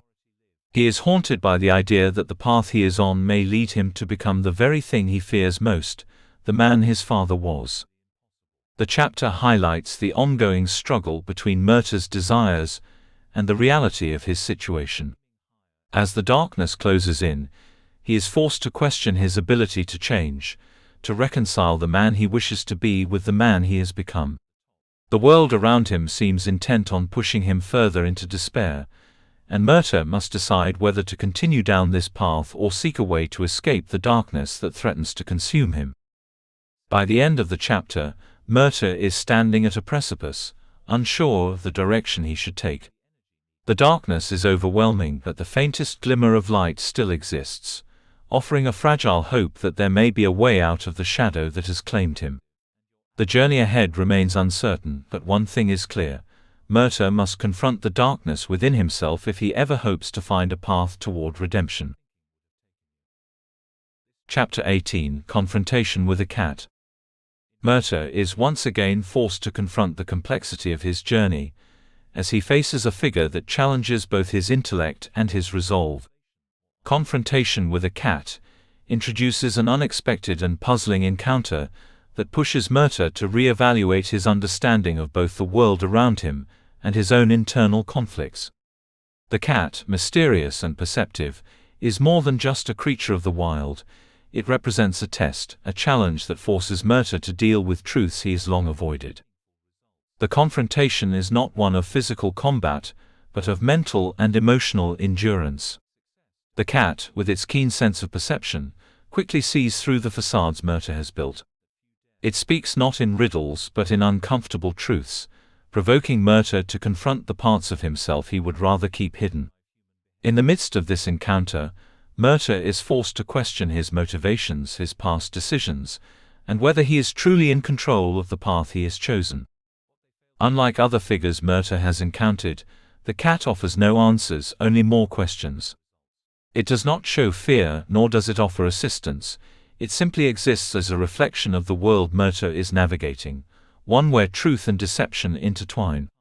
The cat's directness unnerves Murtagh, forcing him to consider the possibility that he has been running from himself as much as from external enemies. The dialogue between them is charged, with each word bringing Murtagh closer to a realization that has been simmering beneath the surface for some time. As Murtagh grapples with the cat's sharp insights, he finds himself torn between his desire for self-preservation and the growing need to confront the parts of him that have been shaped by fear and guilt. The encounter is a mirror, showing him both the man he has become and the man he could be, had he not been burdened by his past and the expectations placed upon him. In this moment, the confrontation becomes more than just a dialogue. It is a reckoning, one that forces Murtagh to face the darkness within himself. Though the cat leaves him with no clear answers, the encounter shifts something within Murtagh. It marks a turning point in his journey, as he begins to understand that the true battle is not only with the external forces that threaten him, but with the internal struggles that have defined his existence. The cat's challenge is not one of physical strength but of emotional fortitude, forcing Murtagh to confront the uncomfortable reality that he cannot move forward without first understanding himself. As Murtagh reflects on the confrontation, he realizes that he must reconcile the parts of himself that he has kept hidden. The cat, though an unsettling figure, provides him with a kind of clarity, reminding him that, to truly move forward, he must first confront the truths he has long avoided. The encounter is a sobering reminder that, no matter how much he wishes to escape, he can only truly move forward by facing the person he has become. Chapter 19: Duel of Wits. Murtagh is once again thrust into a battle where intelligence rather than brute force becomes his greatest weapon. Duel of Wits marks a significant turning point, as Murtagh faces an opponent who challenges not just his physical capabilities, but his ability to think and outmaneuver in a high-stakes mental game. This encounter is a test of strategy, intellect, and the fine art of negotiation, where words are as sharp as swords and every move carries consequences. The battle begins with tension mounting on both sides. Murtagh, accustomed to relying on his strength and endurance, must now rely on his ability to read his opponent, predict their moves, and stay one step ahead.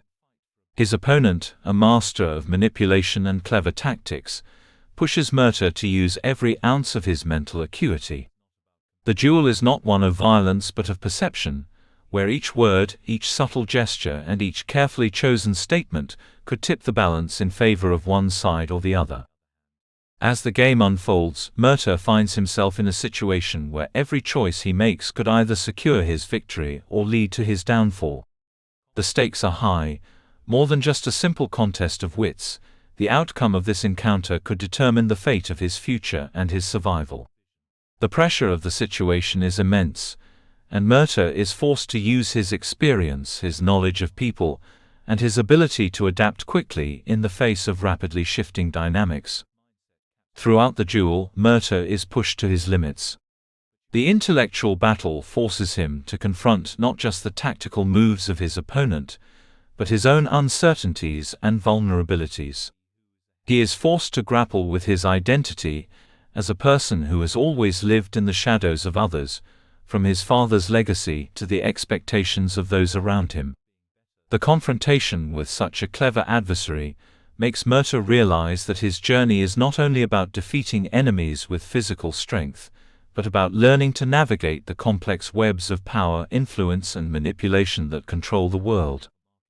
The mental game grows increasingly intense, as Murtagh must decide whether to rely on his instincts or to outsmart his opponent with calculated precision. With each exchange, Murtagh's understanding of his own capabilities deepens. He learns that true power lies not just in raw force, but in the ability to control the flow of information, the art of subtlety, and the skill to read the motivations of others. The duel, though fought with words, becomes a battleground for Murtagh's very understanding of himself and his place in the larger world. By the end of the encounter, Murtagh emerges victorious, not through force, but through cleverness and the ability to maintain his composure under immense pressure. The duel proves that Murtagh is capable of more than he has given himself credit for.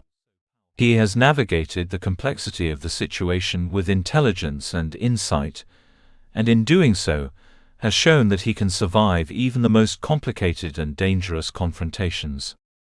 The chapter concludes with Murtagh realizing that the tools he has at his disposal, his mind, his adaptability, and his ability to read the world around him, are just as powerful as the physical weapons he has wielded throughout his journey. Chapter 20: The Tangle Box. Murtagh finds himself caught in a complex and entangled situation that forces him to confront not just external dangers, but his own tangled emotions and thoughts.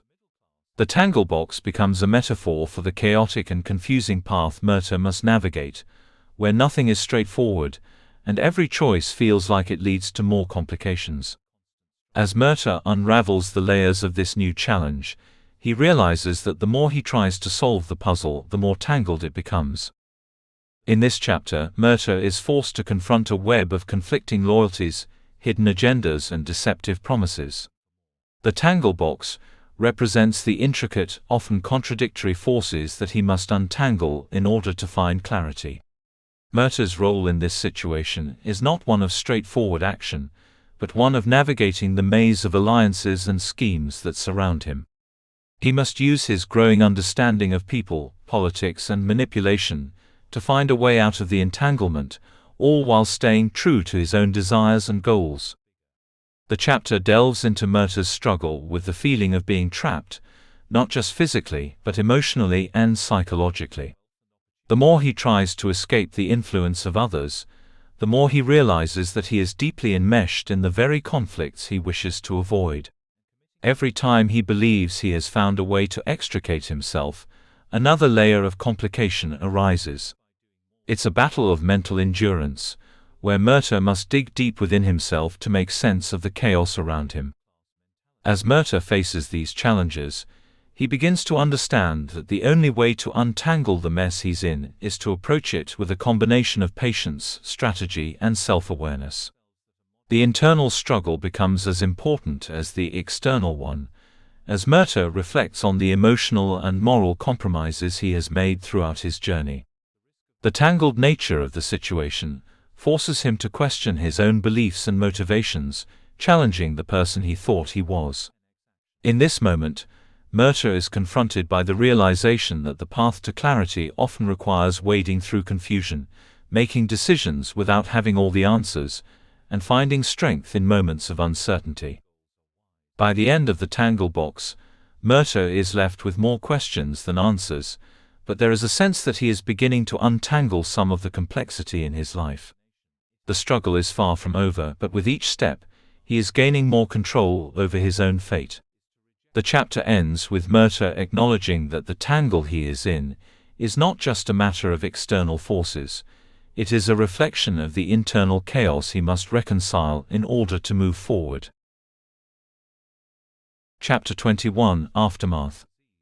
Murtagh stands at a crossroads, as the consequences of his decisions unfold around him. Aftermath explores the emotional and psychological toll that the choices Murtagh has made, both recent and from his past, have on him. The chapter begins with Murtagh grappling with the immediate fallout of the actions he has taken, and the weight of the repercussions becomes a central focus. In the aftermath of his most recent challenges, Murtagh is left to process not just the external consequences, but the internal conflict that has been brewing within him for some time. The initial sense of relief that often follows a major battle or decision is absent for Murtagh. Instead, there is a heavy silence, filled with the weight of unresolved guilt, fear, and doubt. Murtagh realizes that no matter what path he chooses moving forward, the aftermath of his actions will follow him like an inescapable shadow. He is left to face the emotional costs of his journey, the lives affected, the compromises made, and the identity he has lost in the process. The chapter focuses on Murtagh's introspection, as he reflects on the decisions he has made and the people he has become entangled with. It becomes clear that the price of survival in a world filled with manipulation and conflict is not just paid in blood, but in the toll it takes on one's spirit. Murtagh's struggle is not just about external enemies, it is about reconciling the man he once hoped to be with the man he has become. The aftermath is not just about the physical consequences of battle, but about the emotional scars that are left behind. Despite the weight of the aftermath, there is also a sense of clarity that begins to emerge for Murtagh. The confusion and moral ambiguity he has faced in the past are slowly starting to give way to a stronger understanding of his own identity and desires. While he may not yet have all the answers, Murtagh begins to see the path before him more clearly. He realizes that while the past cannot be changed, he does have the power to shape the future. The chapter marks a turning point where Murtagh begins to take ownership of his fate, recognizing that he is not merely a victim of circumstance, but an active participant in determining the course of his journey. In Aftermath, Murtagh comes to terms with the idea that redemption and resolution are not easily won. They require confronting the full scope of one's actions, understanding their impact, and accepting the weight of those consequences. Murtagh's path is far from easy, but there is a growing sense of resolve within him. He understands that his journey is not about escaping his past or avoiding the aftermath of his decisions. It is about finding a way to move forward despite them, and to carve a path that reflects his true self. By the end of the chapter, Murtagh is more introspective and self-aware. He knows that the aftermath of his choices will continue to shape his future, but he is ready to face it head-on. The emotional burden is still heavy, but it no longer feels like an insurmountable weight. Murtagh's resolve has solidified, and he now understands that the road to redemption and self-discovery will not be defined by his past mistakes, but by the choices he makes moving forward. Chapter 22 – Exile. Murtagh finds himself at a breaking point, both physically and emotionally, as he is thrust into a position of isolation that forces him to confront the harsh realities of his journey. Exile explores the theme of abandonment, both the literal exile from the world around him and the figurative exile from his own sense of self. After the events that have shaped his path, Murtagh is forced to reckon with the consequences of his actions, and the chapter reveals how being cast out is not just a punishment, but a transformation that forces him to re-evaluate his identity and his purpose.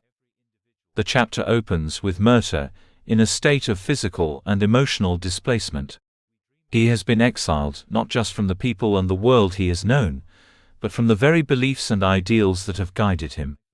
Exile for Murtagh is not just a loss of place, it is the disintegration of the roles he has played.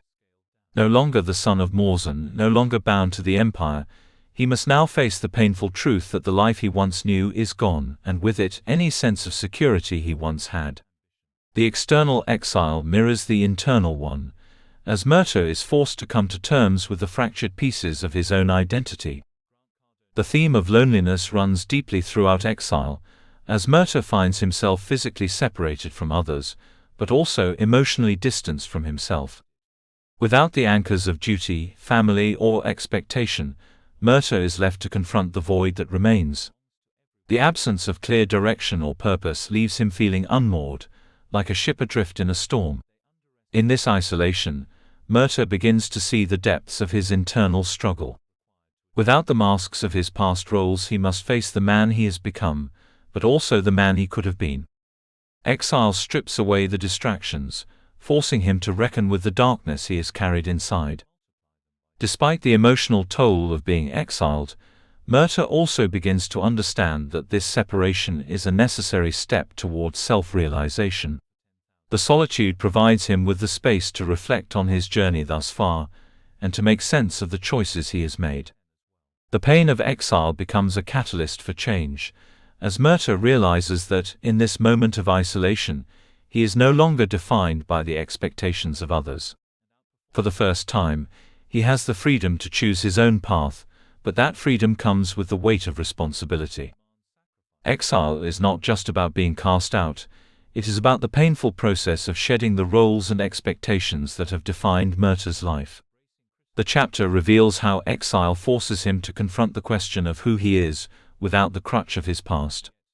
He is no longer the son of Morzan, no longer bound to the Empire, and the uncertainty of what comes next weighs heavily on him. But it is also in this uncertainty that Murtagh begins to see the possibility of true freedom. He understands that exile, though painful, is the first step toward becoming the man he chooses to be. By the end of the chapter, Murtagh realizes that exile has given him something he never had before, the opportunity to rebuild his identity from the ground up. The loneliness, the pain, and the uncertainty that have defined his experience so far begin to transform into a source of strength. Exile, as it turns out, is not an end but a beginning, an opportunity for Murtagh to cast aside the remnants of his past and finally embrace the possibility of a future that is his own to shape. Part 3, Alagaësia. Chapter 23, The Village. Murtagh finds himself in a moment of relative peace, as he enters a village that seems far removed from the complex high-stakes world he has been navigating. The village presents a brief respite from the tension and turmoil that has dominated Murtagh's journey thus far. The chapter contrasts the quiet, simple life of the village with the chaos of the larger world, and in this setting, Murtagh is forced to reckon with the differences between survival and living. The village becomes a place of reflection for Murtagh, a stark reminder of the life he once longed for, a life untouched by the burdens of his legacy and the expectations placed upon him. As Murtagh walks through the village, he is struck by its tranquility. The people here live simple lives, focused on daily routines and familiar rhythms, free from the constant danger and manipulation that Murtagh has grown accustomed to. The contrast is jarring, and it forces Murtagh to confront the life he has chosen, the path of a warrior, a survivor, a man bound by duty. He realizes that while the villagers are free from the complex power dynamics and conflicts that define his existence, they are also limited by the simplicity of their lives. There is a sense of innocence to their world, but also a kind of isolation from the larger forces at play. In the village, Murtagh begins to wrestle with the growing realization that he has been living a life dictated by external forces. His actions have always been responses to the pressures placed on him by his father, the Empire, and the political landscape that surrounds him. Here in the village, Murtagh is reminded of what it means to live for oneself, but it is a reminder filled with both longing and sorrow. He wonders if it's possible to return to a life like this, one where he is not defined by his past, where the choices he makes are his alone. The villagers, while kind, remain distant from Murtagh. His presence disrupts their peaceful existence, and he senses that they view him with a mixture of curiosity and wariness. Despite the warmth of their welcome, Murtagh is keenly aware that he doesn't belong here. He is an outsider, both because of his lineage and because of the darkness he carries with him. The brief sense of peace he feels in the village is fleeting, and he soon realizes that, no matter how badly he wishes for a simpler life, the world he left behind is not easily escaped. His past, his choices, and the weight of his responsibilities all remain, following him even into the quietest corners of the world. As Murtagh observes the villagers, he begins to see the value in their simplicity. Their lives, though isolated from the larger world, are rooted in a sense of community and shared purpose. There is a wisdom in their way of life, one that Murtagh has lost touch with in his constant struggle for survival. Yet, as much as he longs for the peace they seem to have, he understands that he cannot remain in the village. The larger world, with all its dangers and complexities, is calling him back, and he knows that he must answer. The village serves as a moment of introspection for Murtagh, a brief pause that allows him to reflect on the path he has chosen and the life he could have had. It is a reminder that while the world may offer moments of peace, the journey Murtagh is on is one that cannot be abandoned. He is no longer just a man struggling for survival. He is a man with a purpose, one that will continue to pull him toward difficult decisions and uncharted paths. The village may offer him comfort for a time, but it cannot offer him the answers he seeks. Chapter 24 Bachel. Murtagh is once again thrust into a world where the boundaries between the known and the unknown blur, as he enters Bachel, a place fraught with mystery and challenge. Bachel marks a turning point in his journey, where the external environment forces him to confront not just the physical dangers around him, but also the darker aspects of his inner self. The town itself is steeped in an air of suspicion, and Murtagh's arrival feels like the beginning of yet another complex ordeal that he must navigate with both caution and determination. As Murtagh steps into Bachel, he is immediately struck by the sense that the town is more than just a physical space. It is a reflection of the internal turmoil he is wrestling with. The people of Bachel are wary and guarded, making Murtagh keenly aware of the isolation that has defined his life. Here, as in so many other places, Murtagh's reputation precedes him, and the weight of his father's legacy hangs heavily in the air. In Bachel, Murtagh finds himself once again caught between the man he once was and the man he is struggling to become. The tension within the town mirrors Murtagh's own emotional state. He is forced to navigate a web of mistrust, lies, and conflicting loyalties, where every interaction is fraught with suspicion. Murtagh's presence disrupts the fragile peace of Bachel, as the people here are reluctant to trust someone whose lineage is associated with violence and tyranny. This isolation only amplifies Murtagh's internal conflict, as he struggles to find his place in a world that sees him only through the lens of his past. The choices he must make in this town will not just affect his immediate survival, but will also determine whether he can ever escape the ghosts of his father and his past. In Bachel, Murtagh's battle is not just against the people around him, but against the part of himself that still clings to the darkness of his legacy. As he becomes entangled in the town's problems, he is forced to confront the idea that his identity is something he cannot escape. The shadows of his past follow him wherever he goes, and Bachel becomes yet another proving ground for Murtagh's ability to fight not only for his own survival, but for the chance to forge his own destiny. The chapter focuses on the growing realization that Murtagh cannot hide from who he is. The challenges in Bachel push him to examine what it means to accept responsibility for his past, while still attempting to break free from it. The people here may see him as a reflection of his father's cruelty, but Murtagh begins to understand that the fight he faces is not just for external redemption, it is for his own sense of self, a struggle to define who he can be, apart from the dark legacy that looms over him. By the end of the chapter, Murtagh is left with a critical decision. He has seen firsthand the impact of his past, but he must also confront the possibility that the path to redemption lies not in avoiding these truths, but in accepting them and moving forward. Bacil is both a place of reflection and a challenge to Murtagh's resolve. The town may never fully accept him, but it offers him the chance to reconcile with his past, and to decide whether he will remain shackled by it or find a way to redefine his future. Chapter 25: The Tower of Flint. Murtagh's journey takes him to a place that stands as a stark symbol of isolation and power, the Tower of Flint.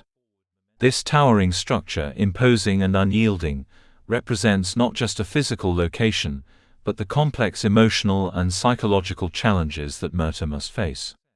The tower, built from ancient stone and surrounded by an air of mystery, serves as a monument to the forces that have shaped Murtagh's path. As he approaches it, Murtagh is filled with a sense of foreboding. He understands that this place is not just a physical structure to be navigated, but a threshold he must cross to face deeper, more personal revelations. The Tower of Flint is a place of secrets, and Murtagh quickly realizes that its walls hold more than just history. Within its confines lie the hidden truths of his past, truths that have been carefully buried or distorted over time. As Murtagh makes his way through the tower, he is forced to confront the ghosts of his legacy, his identity, and the roles he has been made to play. The tower becomes a metaphor for the emotional walls Murtagh has built around himself, and each room he enters reveals more about the person he has become, and the person he fears he might still be. In the shadow of the Tower of Flint, Murtagh finds himself questioning the path that has led him here. The tower, though a symbol of power, also serves as a prison, one that represents the limitations of his past. He is constantly reminded that the very forces that have shaped him, his father's legacy, the expectations of others and the choices he has made, are what keep him trapped. The tower's cold stone walls echo with the lessons of the past, and Murtagh cannot help but wonder if he will ever be able to escape the shadow they cast. Within the tower, Murtagh faces more than just the external challenges posed by its structure. He faces the internal struggle of reconciling the man he has become with the man he longs to be. The climb up the tower is a metaphorical one, representing Murtagh's ascent towards self-realization and acceptance.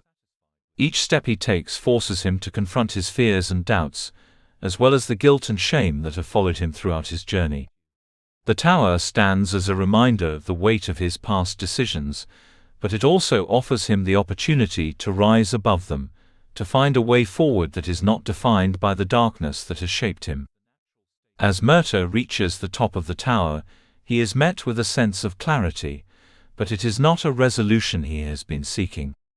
The truths he uncovers within the tower are not the simple answers he hoped for, but they are the first step toward understanding himself and the world around him. The tower, though an intimidating and overwhelming presence, provides Murtagh with the space he needs to confront the parts of himself he has long avoided. In the end, the Tower of Flint is not just a place of confinement, it is a space for Murtagh to reckon with the forces that have shaped his identity, and to begin the difficult process of defining who he truly is. Chapter 26: Dreams and Portents.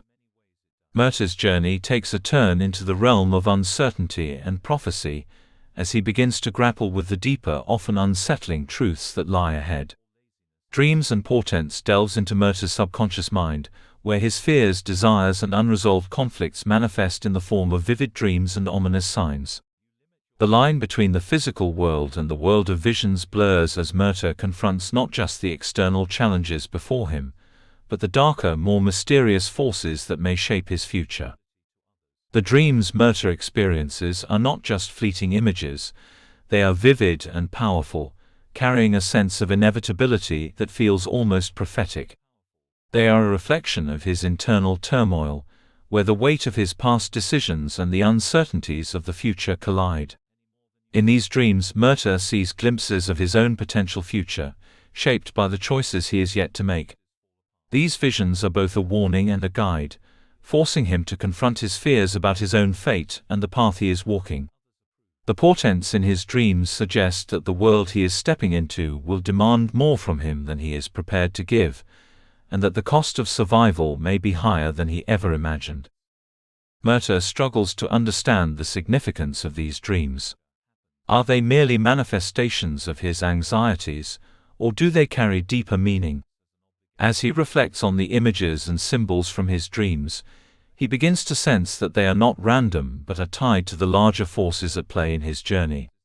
The dreams serve as a kind of warning, an indication that the decisions he makes from this point forward will have far-reaching consequences, not just for him but for the world around him.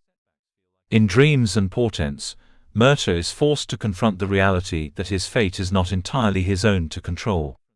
There are greater forces at work, forces that he cannot fully understand or predict. This realization deepens Murtagh's sense of helplessness, as he becomes acutely aware that the path ahead is not one he can walk alone. The portents he encounters in his dreams are a reminder that he is caught in a larger web of destiny, one that he cannot escape simply by making the right choices. He must navigate this world carefully, balancing his desires for freedom with the knowledge that the world around him is shaped by forces he cannot always see or understand.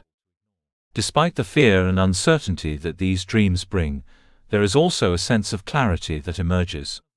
Murtagh begins to see that the path ahead is not just a struggle for survival, but a quest for understanding. He must learn to interpret the signs and symbols that the world presents to him, understanding that they hold the key to navigating the challenges that lie ahead. The dreams become a guide, pointing the way forward even as they leave him with more questions than answers. As the chapter concludes, Murtagh realizes that the journey he is on is not just about defeating external enemies or surviving day-to-day battles, it is about understanding the deeper forces that shape his existence. The dreams and portents he experiences are a sign that his journey is far from over, and that the real struggle lies in reconciling the man he has become with the path that lies ahead. Chapter 27: Recitations of Faith. Murtagh finds himself at a critical juncture in his journey, where the ideals that have guided him through darkness are challenged by the weight of his doubts. Recitations of Faith delves into the struggle between belief and uncertainty, as Murtagh is confronted with the very foundations of his convictions. The chapter is a reflection on the role faith plays in Murtagh's life, both the faith in something larger than himself, and the faith he has in his own ability to change. The chapter opens with Murtagh grappling with the inner turmoil that has been brewing for some time. Faith, once a guiding light in the darkest moments of his past, now feels fragile. As he faces new challenges, the certainties he once held onto begin to crumble. The world he inhabits is filled with betrayal, manipulation and loss, and Murtagh starts to question whether any of the ideals he has clung to for so long have any real power to protect him. The recitations in the title refer to the repetitive nature of Murtagh's thoughts, where he finds himself repeating the values and beliefs that have shaped his life, almost as if by rote. These recitations, however, begin to lose their meaning as he reflects on his experiences. They no longer offer the same comfort they once did. Instead, they are a reminder of how much Murtagh has been shaped by forces beyond his control, his father's legacy, the Empire's demands and the manipulative power struggles that have defined his journey. The beliefs that once served as a shield now feel like a burden, a series of hollow words that fail to bring him peace. As Murtagh questions his faith, he is forced to reckon with the darker parts of himself, his fear, his anger, and the guilt that has followed him for years. These emotions have shaped his actions, often leading him down paths that conflict with the values he once held dear. In Recitations of Faith, Murtagh's internal conflict is laid bare. He is torn between wanting to hold on to the ideals that gave his life meaning, and the growing awareness that these very ideals may no longer serve him in a world that has become increasingly complex and unforgiving. Despite the doubt that clouds his mind, Murtagh realizes that faith in any form is not about certainty. It is about perseverance. The chapter offers a moment of clarity for Murtagh, as he begins to understand that his struggle is not one of faith versus disbelief, but one of accepting that faith is not a fixed, unchanging force. It is fluid, shaped by experiences, by the choices he makes, and by the reality of the world around him. In accepting this, Murtagh begins to rebuild his sense of faith, not as a crutch or a shield against the world's challenges, but as a force that can evolve alongside him. By the end of the chapter, Murtagh has come to a new understanding of faith. It is no longer about reciting the same ideals over and over again, but about finding meaning in the choices he makes and the strength he draws from within. The recitations he once relied on are now a part of his past, and while they may still hold value, they are no longer the guiding force in his life. The chapter ends with Murtagh ready to move forward, armed not with blind faith, but with the hard-earned wisdom that faith is something he must define for himself on his own terms. Chapter 28: The Court of Crows. Murtagh is thrust into a world where power and manipulation take on a more formal, political dimension. The Court of Crows introduces a setting that is both intimidating and calculating, a place where alliances are forged and broken in the shadows. As Murtagh enters this treacherous space, he is confronted with the complex dynamics of power, loyalty, and betrayal. In this court, no one is completely trustworthy, and every move is scrutinized for its potential gain or loss. The Court of Crows is symbolic of the darkness that pervades the world Murtagh inhabits. The crows, often associated with death and foreboding, serve as a reminder that this is a place where the stakes are high, and survival often requires making morally ambiguous decisions. Murtagh quickly realizes that the game being played here is one of subtlety and manipulation, where the ability to deceive and outmaneuver one's opponents is just as valuable as physical strength. He is forced to navigate a web of competing interests, where his every action has consequences that ripple outward, affecting not just his fate but the lives of those around him. As Murtagh becomes more involved in the machinations of the court, he begins to understand the fine line between loyalty and self-preservation. The court is filled with figures who are more concerned with maintaining their own power than with anything resembling honor or justice. Murtagh, however, is not fully immune to these pressures. He is drawn into a web of intrigue, where even his most trusted allies may not be what they seem. The chapter forces him to confront the reality that in this environment, trust is a fragile commodity.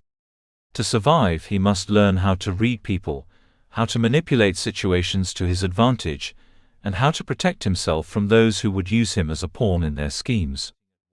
The power dynamics in the court are not just about physical force, they are about perception. The way Murtagh presents himself, the alliances he forms, and the way he plays the game all become central to his survival. He is reminded that he is not just a figure on the sidelines. He is an active participant in the political and personal struggles that shape the world around him. As Murtagh navigates the court, he is forced to confront the complexity of his own motives. He wants to escape the shadow of his father, to find his own way, but in doing so he must engage with the very structures of power that have kept him chained for so long. The chapter also highlights Murtagh's growing understanding of the larger forces at play. The court is not just a collection of individuals, it is a microcosm of the wider world, where power, ambition, and deceit define the relationships between nations, leaders, and people. Murtagh must decide where he fits within this framework. Can he remain true to himself, or will the manipulative nature of the court consume him? The chapter's tension lies in this delicate balance. Murtagh must outwit those around him, while staying true to the core of his identity, no matter how difficult that may be. By the end of the Court of Crows, Murtagh is left with a new understanding of the political landscape he is navigating. He knows that survival in this world will not be won through strength alone. It will require intelligence, subtlety, and a deep understanding of the complex relationships that bind people together. The court has shown him that the world he inhabits is a dangerous place, where the line between ally and enemy is razor thin, and the game is one of constant maneuvering. Murtagh understands that he must adapt, but he also begins to realize that in this environment, playing the game may come with a price that he is not yet ready to pay. Chapter 29: Tusk and Blade. Murtagh is once again thrust into a fierce and unforgiving confrontation, where the stakes are higher than ever. Tusk and Blade portrays a clash that is as much about survival as it is about understanding the forces that shape the world around him. The tusk symbolizes the brutal primal nature of the conflict, while the blade represents the calculated strategic elements of Murtagh's journey. This chapter serves as a culmination of the tension that has been building, as Murtagh is forced to face an adversary that embodies both the savagery and the cunning required to survive in this harsh world. The battle itself is a whirlwind of raw power and strategy. Murtagh faces an opponent whose strength and brutality match his own, but unlike past battles, this confrontation requires more than just physical prowess. It is a test of Murtagh's ability to adapt and use the tools at his disposal, his intellect, his resourcefulness, and his growing understanding of the world's complexities. The tusk represents the overwhelming force of nature and survival, while the blade embodies the precision and cunning Murtagh must use to navigate the challenges that lie before him. As Murtagh fights, he is forced to reckon with the internal and external forces that drive him. His relationship with power, violence, and control is put to the test. The conflict is not just about defeating an enemy, it is about understanding his place in a world where survival often requires both brute force and sharp intellect. The battle is as much within Murtagh as it is with his opponent. The chapter delves into the psychological impact of violence, and Murtagh's internal struggle becomes as crucial as the external one. The imagery of tusk and blade also speaks to the duality within Murtagh himself. The tusk, raw and untamed, is a reminder of the part of him shaped by his father's legacy, powerful, ruthless, and driven by survival. The blade, on the other hand, represents his growing understanding of the need for precision, strategy, and control in his journey. This contrast becomes central to the battle, as Murtagh must learn to wield both aspects of himself in order to overcome the challenges that lie ahead. The chapter's intensity builds to a critical point, where Murtagh's ability to balance strength and strategy is put to the ultimate test. His physical endurance is pushed to its limits, but it is his mental fortitude that proves to be the deciding factor. Murtagh realizes that to survive, he cannot rely solely on the lessons of his past. He must evolve, embracing both the tusk and the blade to navigate the increasingly complex world around him. By the end of Tusk and Blade, Murtagh emerges from the battle not only victorious but transformed. He understands that in order to thrive in a world defined by power and manipulation, he must be willing to wield both the brute force of the tusk and the sharpness of the blade. The journey ahead will demand that he navigate the fine line between these forces, and Murtagh realizes that his survival depends on his ability to master both. Chapter 30: Mother's Mercy. Murtagh finds himself at a critical emotional juncture, where compassion and mercy become the central forces that guide his decisions. Mother's Mercy explores the concept of grace in a world dominated by violence, manipulation, and survival. Murtagh's internal struggle intensifies as he grapples with the opportunity to show mercy, despite the brutal world he inhabits. This chapter presents a stark contrast between the harsh, unforgiving nature of the world and the quiet, powerful force of mercy that Murtagh must learn to wield. As Murtagh faces an enemy or situation where the right course of action is not immediately clear, he is forced to confront the morality of his choices. Mercy, especially in this world where power and retribution often reign supreme, becomes a dangerous and vulnerable path to take. The decision to show mercy, especially when the situation demands punishment, is a reflection of Murtagh's evolving sense of self and the growing recognition that there is more to strength than dominance and violence. The figure of Mother in the title is not just a literal character, but an archetype that represents the nurturing and redemptive power of compassion. For Murtagh, the concept of mercy is both foreign and familiar. His father's cruelty and the violent world he has been raised in have taught him that survival depends on strength and force. Yet, through the experiences of this chapter, Murtagh begins to understand that mercy does not necessarily equate to weakness. Instead, it is a conscious choice to break free from the cycle of vengeance and hatred that defines his past. Murtagh's ability to extend mercy tests his character in ways that brute strength never could. It is not an easy decision, and it forces him to confront his own pain and resentment. The mercy he offers is not just for others but for himself as well, an acknowledgement that he too deserves the chance for redemption and healing. The chapter presents the difficult realization that while vengeance may feel like justice, mercy may be the true path toward freedom from the past. This moment of mercy marks a turning point for Murtagh. It is not an act of naivety, but a strategic, powerful choice that sets him apart from the people he once feared becoming. By showing mercy, he begins to redefine what it means to be strong. This decision changes the way he views himself and the world around him, offering a glimpse of the man he could be if he chooses compassion over violence. As the chapter closes, Murtagh walks away from the moment of mercy with a deeper understanding of his own capacity for growth. The road ahead is still fraught with peril, and Murtagh knows that there will be times when the need for strength and force will arise again. However, the act of mercy becomes a reminder that there is more to strength than physical power, and Murtagh now sees that the true path to redemption may lie in embracing the vulnerability of compassion. Chapter 31 Breaking Point. Murtagh faces the culmination of his internal and external struggles in Breaking Point, a chapter that explores the moment when all the weight of his past decisions, his legacy, and the burdens he has carried throughout his journey finally threaten to overwhelm him.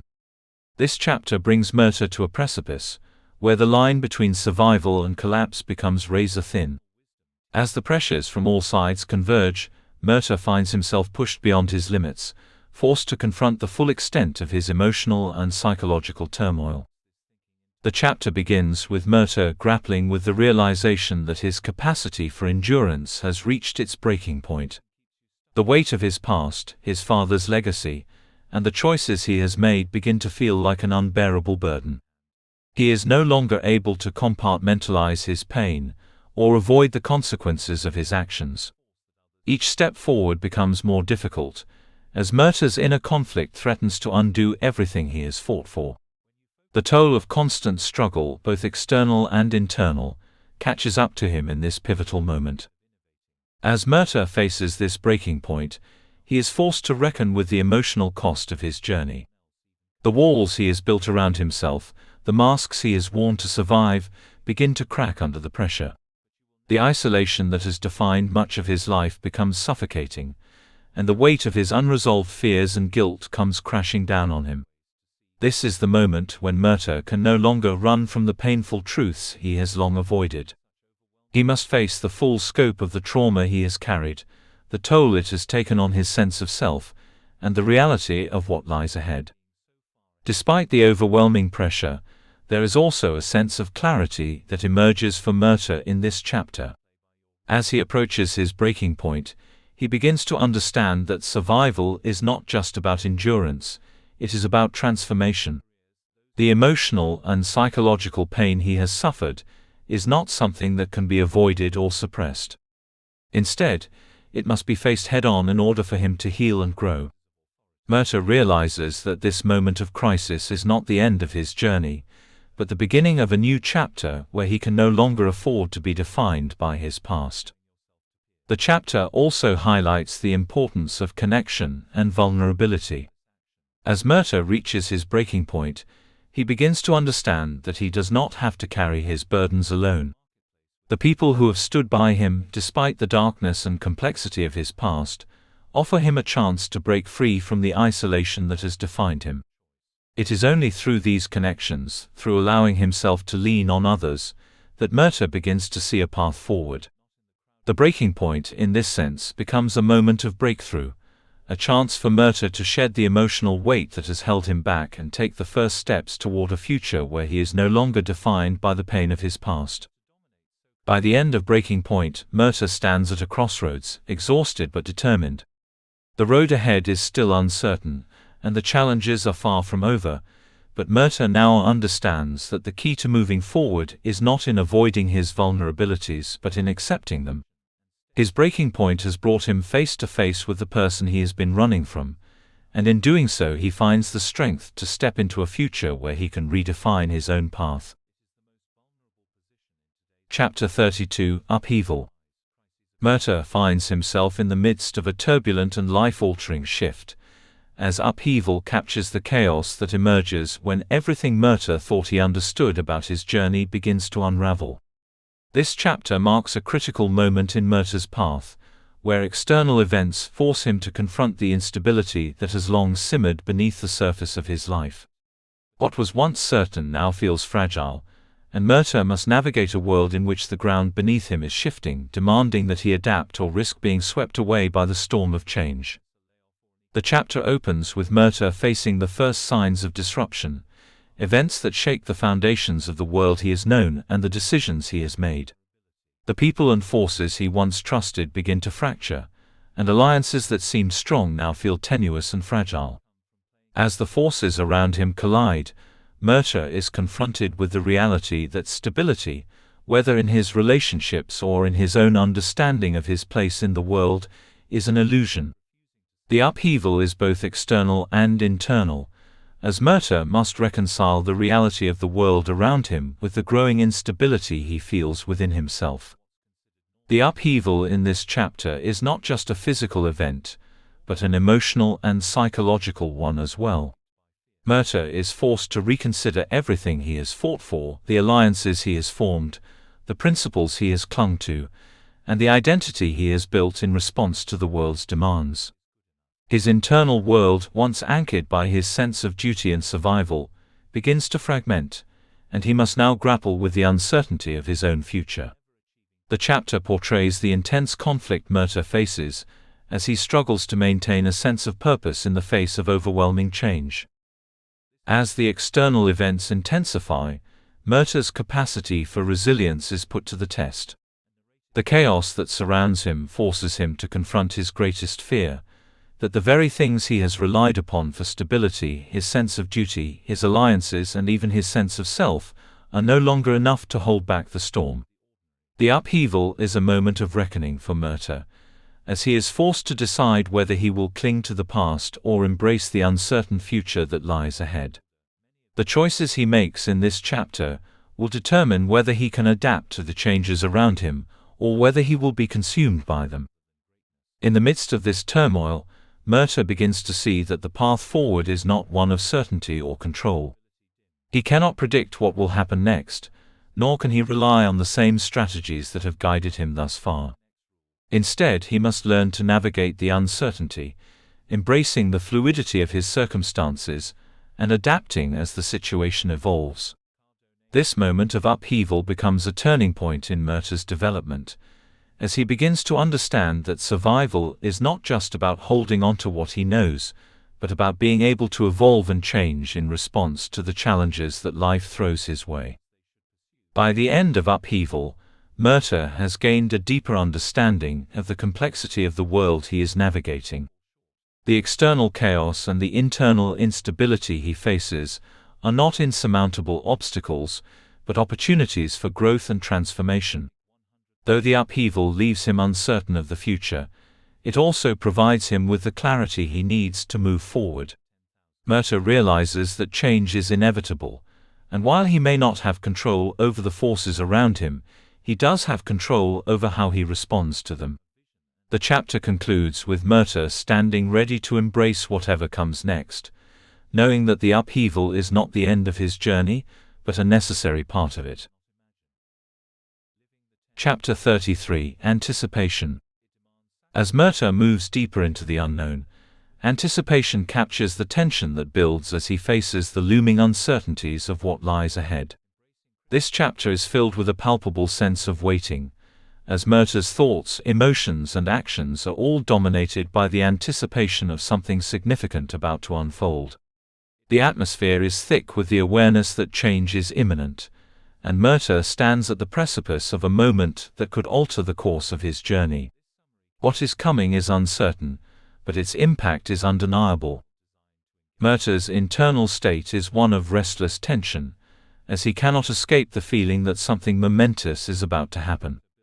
His mind races with possibilities, each scenario more daunting than the last, and the weight of this anticipation begins to take a toll on him. This feeling of waiting is not passive, It is filled with a sense of urgency and anxiety as Murtagh prepares himself for whatever may come. The uncertainty of the situation is a reminder of how little control he has over the forces shaping his world. He is caught between the desire for resolution and the fear of the unknown, unsure of whether what is to come will bring hope or destruction.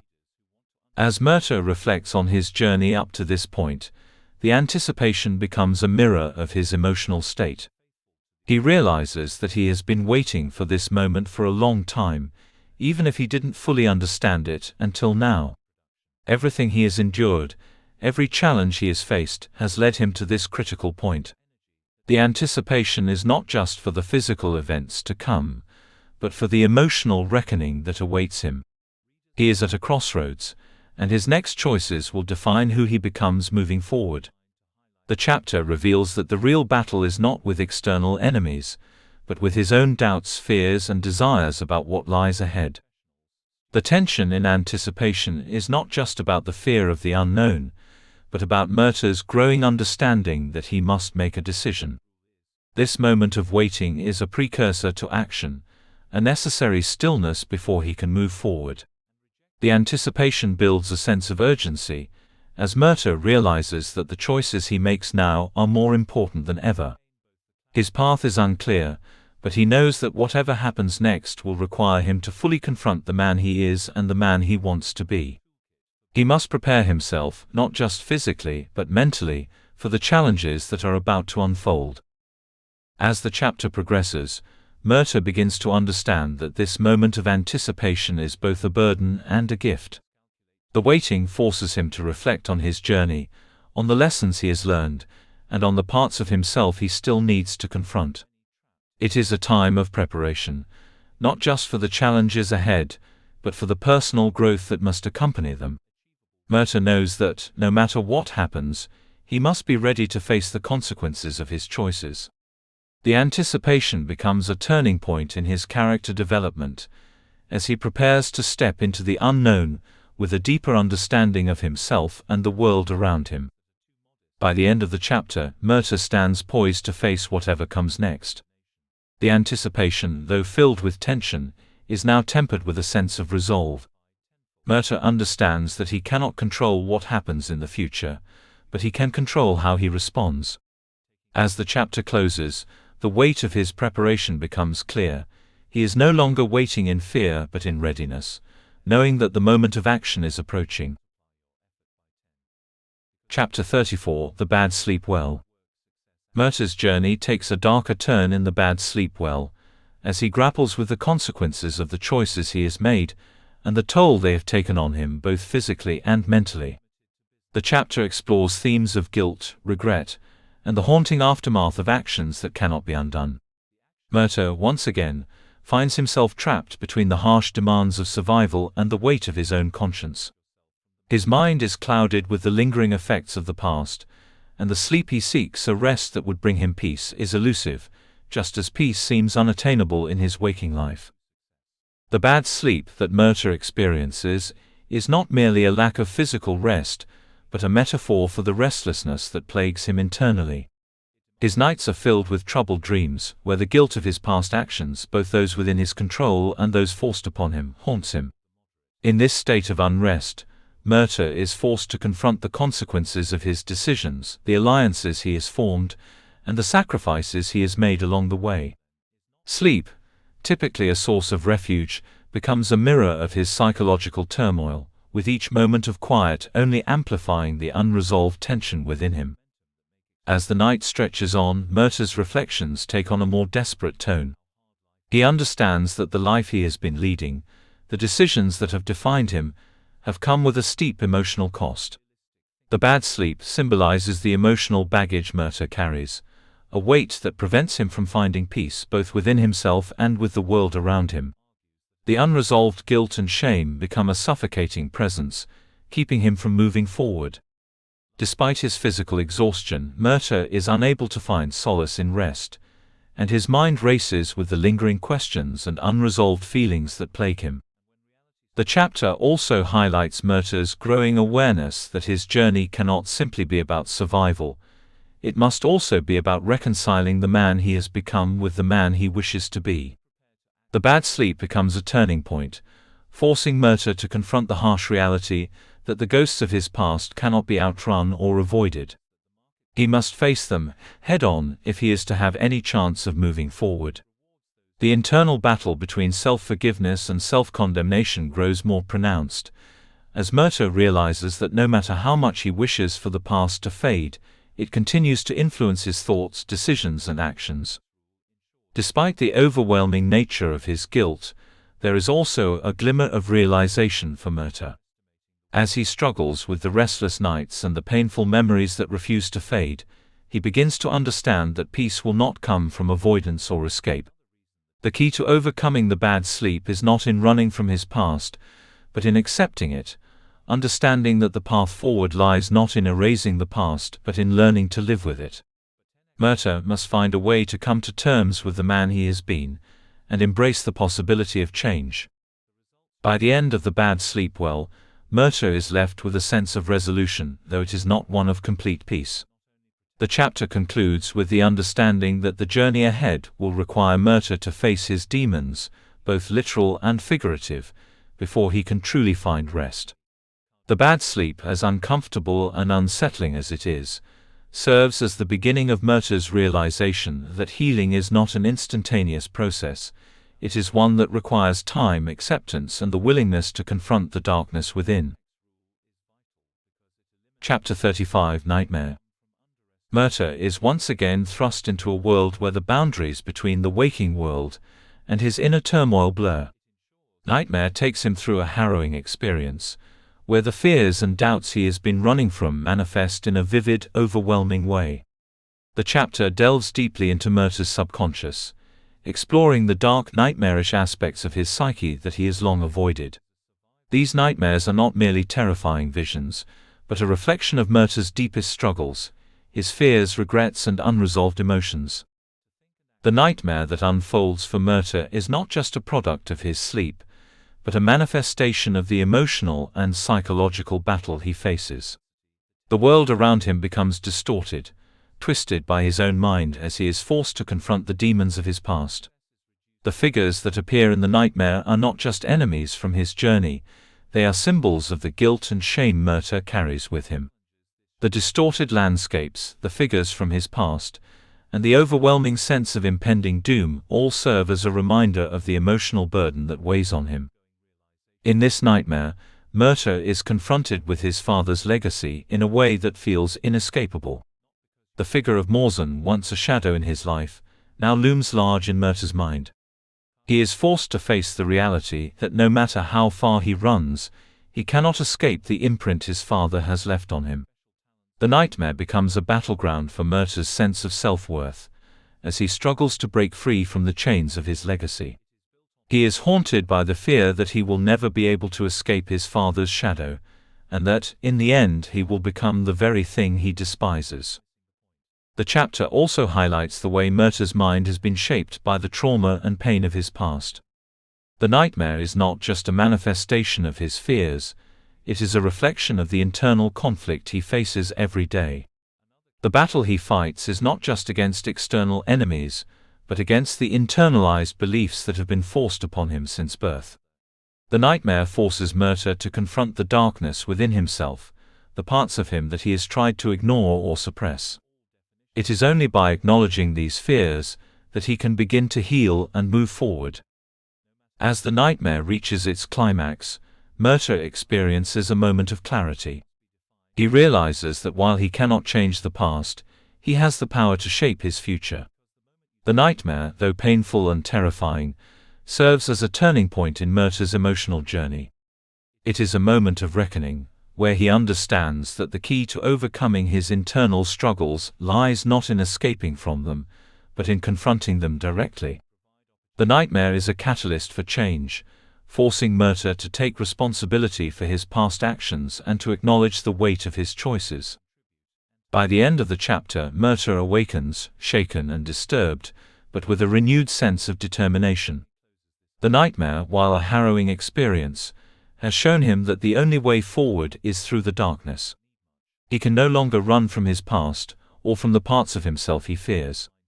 In facing the nightmare head-on, Murtagh begins to understand that the path to healing is not a simple one.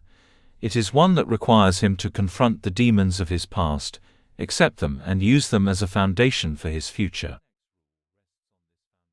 Chapter 36 Uvek. Murtagh encounters a pivotal moment in Uvek, where he must confront not just the external forces threatening him, but also his own complex emotions and relationships. This chapter introduces Uvek, a character who represents both a challenge and a catalyst for Murtagh's growth. Uvek's presence in Murtagh's journey is not only physical but symbolic. He embodies the tension between past loyalties and future possibilities, between duty and personal desire. The interactions between Murtagh and Uvek create a charged atmosphere, full of unresolved tensions, that forces Murtagh to reckon with his own feelings of identity, allegiance and freedom. Uvek is not just another adversary to be defeated, he is a mirror to Murtagh's internal conflict. As Murtagh faces him, he is confronted with his own role in the larger conflict that surrounds them. Uvek's actions and words push Murtagh to reflect on the choices he has made, and the moral compromises he has accepted in his journey. Murtagh begins to realize that Uvek's challenge is not just physical but philosophical, forcing him to confront the ethical complexities of the world he inhabits. This moment pushes Murtagh to consider whether he can continue down the path he has chosen, or if he must redefine his role in the ongoing battle. As the confrontation between Murtagh and Uvek escalates, Murtagh finds himself questioning the very foundation of his beliefs. He is torn between his desire for personal freedom and the weight of his past obligations. The battle is as much internal as it is external, as Murtagh is forced to confront the legacy of his father, the Empire's expectations, and the growing realization that his actions may not always align with his true values. This encounter with Uvek represents a crossroads for Murtagh, a moment where he must decide whether to continue following the path of duty or to forge his own future, free from the constraints of his past. Through this conflict, Murtagh begins to understand the consequences of the choices he has made. The external struggle with Uvek becomes a representation of the internal struggle for self-identity, as Murtagh must confront the lingering questions of who he is and who he wants to become. His decisions in this moment will not only determine the outcome of this battle, but also shape his character moving forward. The chapter highlights the complexity of Murtagh's journey, as he must balance the demands of the world with his own growing sense of self-determination. By the end of Uvek, Murtagh emerges from the encounter with a deeper understanding of the weight of his choices. The confrontation has forced him to reflect on the path he has walked, and the person he is becoming. The chapter concludes with Murtagh gaining clarity on the way forward, but also recognizing that the road ahead is not simple.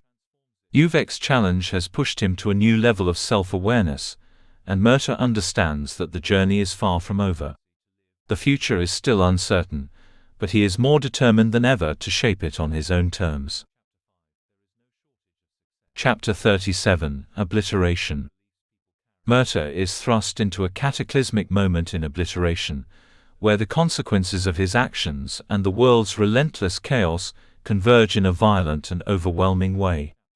This chapter marks a critical turning point in Murtagh's journey, as he faces the destruction of something vital, whether it's a physical structure, an alliance, or an emotional bond, that forces him to reckon with the irreversible nature of his choices. The theme of obliteration reflects the total and sudden destruction that Murtagh must confront, not just in his surroundings, but within himself as well. The chapter begins with a sense of impending doom, as Murtagh realizes that the world around him is on the brink of collapse. The forces he has been fighting against have reached a fever pitch, and the consequences of the decisions he has made are about to explode in full force. What was once a slow-building storm has now become an all-encompassing force of destruction, one that will leave nothing untouched. The obliteration that unfolds is not just a loss but a reckoning, an acknowledgement that the world Murtagh has fought to survive in has reached a breaking point. In the wake of this devastation, Murtagh is forced to confront the emotional and psychological toll of the destruction. The obliteration is not only of physical things, but of the illusions Murtagh has held on to. He must face the reality that the world he once believed in is no longer intact. His alliances, his goals, and even his sense of self are all called into question as he navigates the fallout. There is no turning back from what has happened.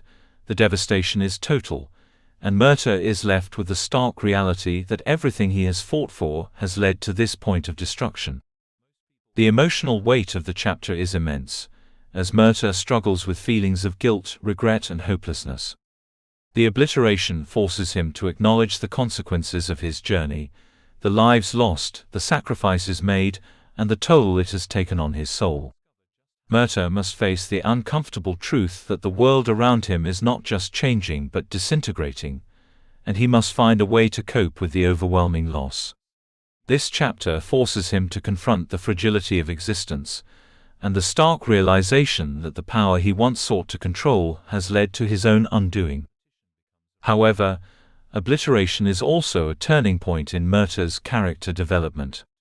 In the face of overwhelming destruction, Murtagh begins to understand that the only way forward is through acceptance.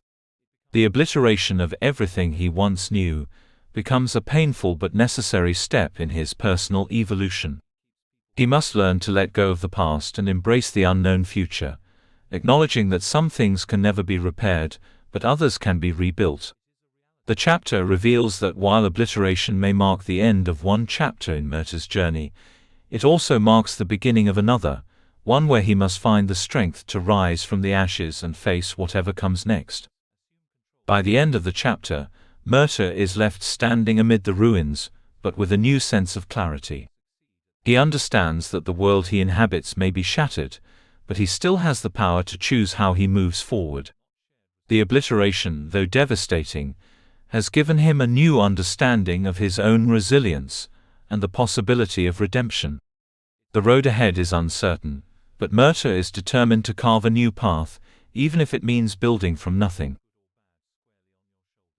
Chapter 38 – Waking Dreams. Murtagh faces a delicate balance between reality and illusion in waking dreams, as he navigates the blurred lines between his subconscious desires and the harsh truths of the world he must face. The chapter delves into Murtagh's inner conflict, as he begins to question whether his goals and desires are truly his own or simply reflections of his past wounds and unresolved fears. The waking dreams that Murtagh experiences are not just fleeting fantasies, but a manifestation of his deepest hopes, regrets, and longings. These dreams seep into his waking life, distorting his perception of the present and casting shadows over the decisions he must make. The chapter opens with Murtagh struggling to separate the reality of his circumstances from the illusions his mind conjures. The waking dreams he experiences are filled with images of the past, his father, his lost opportunities, the choices he made that led him to this moment. These visions, while familiar, are also disorienting, as they intertwine with the present, pulling Murtagh into a state of emotional and mental unrest. His ability to discern what is real and what is a product of his mind becomes increasingly difficult, and he finds himself questioning whether the life he is living is truly his own or if it is still being shaped by the remnants of his past. As Murtagh navigates these waking dreams, he is forced to confront the emotional scars that have shaped his identity. His subconscious mind presents him with visions of the life he could have had, one free from the burden of his father's legacy, from the violence and manipulation that have defined his existence. But these dreams also come with a sharp edge, reminding Murtagh of the sacrifices he has made and the parts of himself that he has lost along the way. The dreams pull him between the possibility of redemption and the weight of his guilt, creating an internal battle that mirrors the external conflicts he faces. Throughout waking dreams, Murtagh's perception of his journey becomes clouded by the pull of these visions. He is torn between the desire to escape the darkness that has defined him and the reality that he cannot outrun his past. These dreams are not merely comforting or nostalgic, they are also filled with doubt and fear, as Murtagh faces the uncertainty of what lies ahead. The dreams force him to acknowledge that his path forward is not one of clear answers, but of difficult choices that will shape the man he becomes. By the end of the chapter, Murtagh realizes that the waking dreams, though intense and consuming, are not entirely without purpose. They represent the tension between who he was and who he can be, a reminder that the journey to self-discovery is never linear. Murtagh begins to understand that in order to move forward, he must accept the parts of himself that have been shaped by the past, while also making a conscious decision to shape the future. The waking dreams become a tool for Murtagh's growth, as they force him to confront the internal battles he has been avoiding. Murtagh's journey is far from over, but waking dreams provides him with the clarity to see that while the past may haunt him, it does not have to define him. The chapter ends with Murtagh gaining the strength to face the waking world with renewed determination, understanding that the key to his survival and redemption lies in his ability to reconcile his dreams with the reality of his choices. Chapter 39 Fragments. Murtagh stands at the crossroads of his identity and fate in Fragments, a chapter that delves into the scattered pieces of his life that have shaped him but have never fully defined him. In this chapter, Murtagh is forced to confront the disjointed and often contradictory elements of his past, and it is through this reflection that he begins to understand the depth of the fragmentation he has lived with. Each piece of his story, from the wounds of his childhood to the decisions he has made as an adult, represents a fragmented part of himself that he must reconcile if he is ever to find true peace. The chapter opens with Murtagh reflecting on the fragments of his life, moments of betrayal, fear, loyalty, and guilt that have shaped his sense of self. These fragments are not just memories, they are defining experiences that have influenced his choices, his actions, and the man he has become. As Murtagh faces them head-on, he realizes that his journey has not been a smooth, continuous path, but a series of broken pieces that have never quite fit together. The emotional scars from his past, particularly his relationship with his father and his sense of duty, have left him torn between different versions of himself, unable to reconcile the person he was with the person he wishes to be. Throughout the chapter, Murtagh tries to piece together the fragments of his identity, understanding that in order to move forward he must accept and integrate each part of himself, even those that he has long tried to bury. The scattered pieces, his feelings of guilt, shame, and resentment, are not something he can erase, but rather elements that he must learn to understand and embrace. Each fragment represents a lesson, a moment of growth or loss that has contributed to the complexity of his character. As Murtagh reflects on these fragments, he begins to see that they are not obstacles to his progress, but stepping stones on his path toward self-acceptance. He learns that these broken parts of his story, though painful and difficult to face, are what make him whole. Rather than trying to discard or ignore them, Murtagh must learn to accept each part of himself, understanding that they are not weaknesses but the very things that give him strength. This realization shifts his perspective, as he understands that only by accepting the fragments of his past can he begin to heal and move forward. The chapter also highlights the power of reconciliation, not just with others but with oneself. Murtagh's journey is about more than survival. It is about coming to terms with who he is in all of his complexity. The fragments that have defined him up until this point are not something he can control or rewrite, but they are a part of him. In accepting them, Murtagh is able to find peace with the man he has been, and more importantly, with the man he can still become. By the end of Fragments, Murtagh realizes that his identity is not a single, unified story, but a collection of moments, choices, and experiences that make him who he is. He no longer feels the need to erase or discard the parts of himself that he once viewed as flaws. Instead, he begins to see them as the building blocks of a new self, a man who is defined not by his past, but by how he chooses to move forward with all the pieces, however broken, in place. Chapter 40 Without Flaw. Murtagh reaches a moment of profound clarity and self-realization in Without Flaw. This chapter marks a pivotal shift in his journey, as he confronts the idea of perfection, something he has long sought and struggled with. Murtagh has spent much of his life fighting against the weight of his past, trying to escape the flaws he sees in himself and his identity. However, in this chapter, he begins to understand that true strength lies not in striving for flawlessness, but in embracing the imperfection that defines his humanity. The chapter opens with Murtagh facing a realization that shifts his perspective on the path ahead. He has always carried the burden of his past mistakes, his family's legacy, and the harsh judgments of the world. The quest for perfection, for being without flaw, has consumed him, driving him to make choices that were shaped by his fear of failure and inadequacy. But as he navigates the challenges before him, Murtagh begins to recognize that these imperfections, his fears, his regrets, and his uncertainties, are not weaknesses. Instead, they are what make him human, what make him real. In Without Flaw, Murtagh understands that the pursuit of perfection is a false goal. The world is full of complexity, with each person carrying their own flaws, struggles, and contradictions. Murtagh sees that, in trying to avoid his flaws, he has distanced himself from the very things that could allow him to grow. His internal battle with his imperfections has held him back, keeping him from moving forward and embracing the future. The chapter marks a shift where Murtagh decides to let go of the idea of being flawless and begins to accept himself as he is, complete with all his contradictions and scars. This realization is not an easy one for Murtagh. He has spent so long hiding from his flaws and trying to be someone he thought the world wanted him to be. But as the chapter unfolds, Murtagh starts to understand that it is in accepting his imperfections that he can find true freedom. He no longer needs to be a perfect warrior or a perfect man. He needs only to be authentic, to embrace the entirety of his experience, flaws included.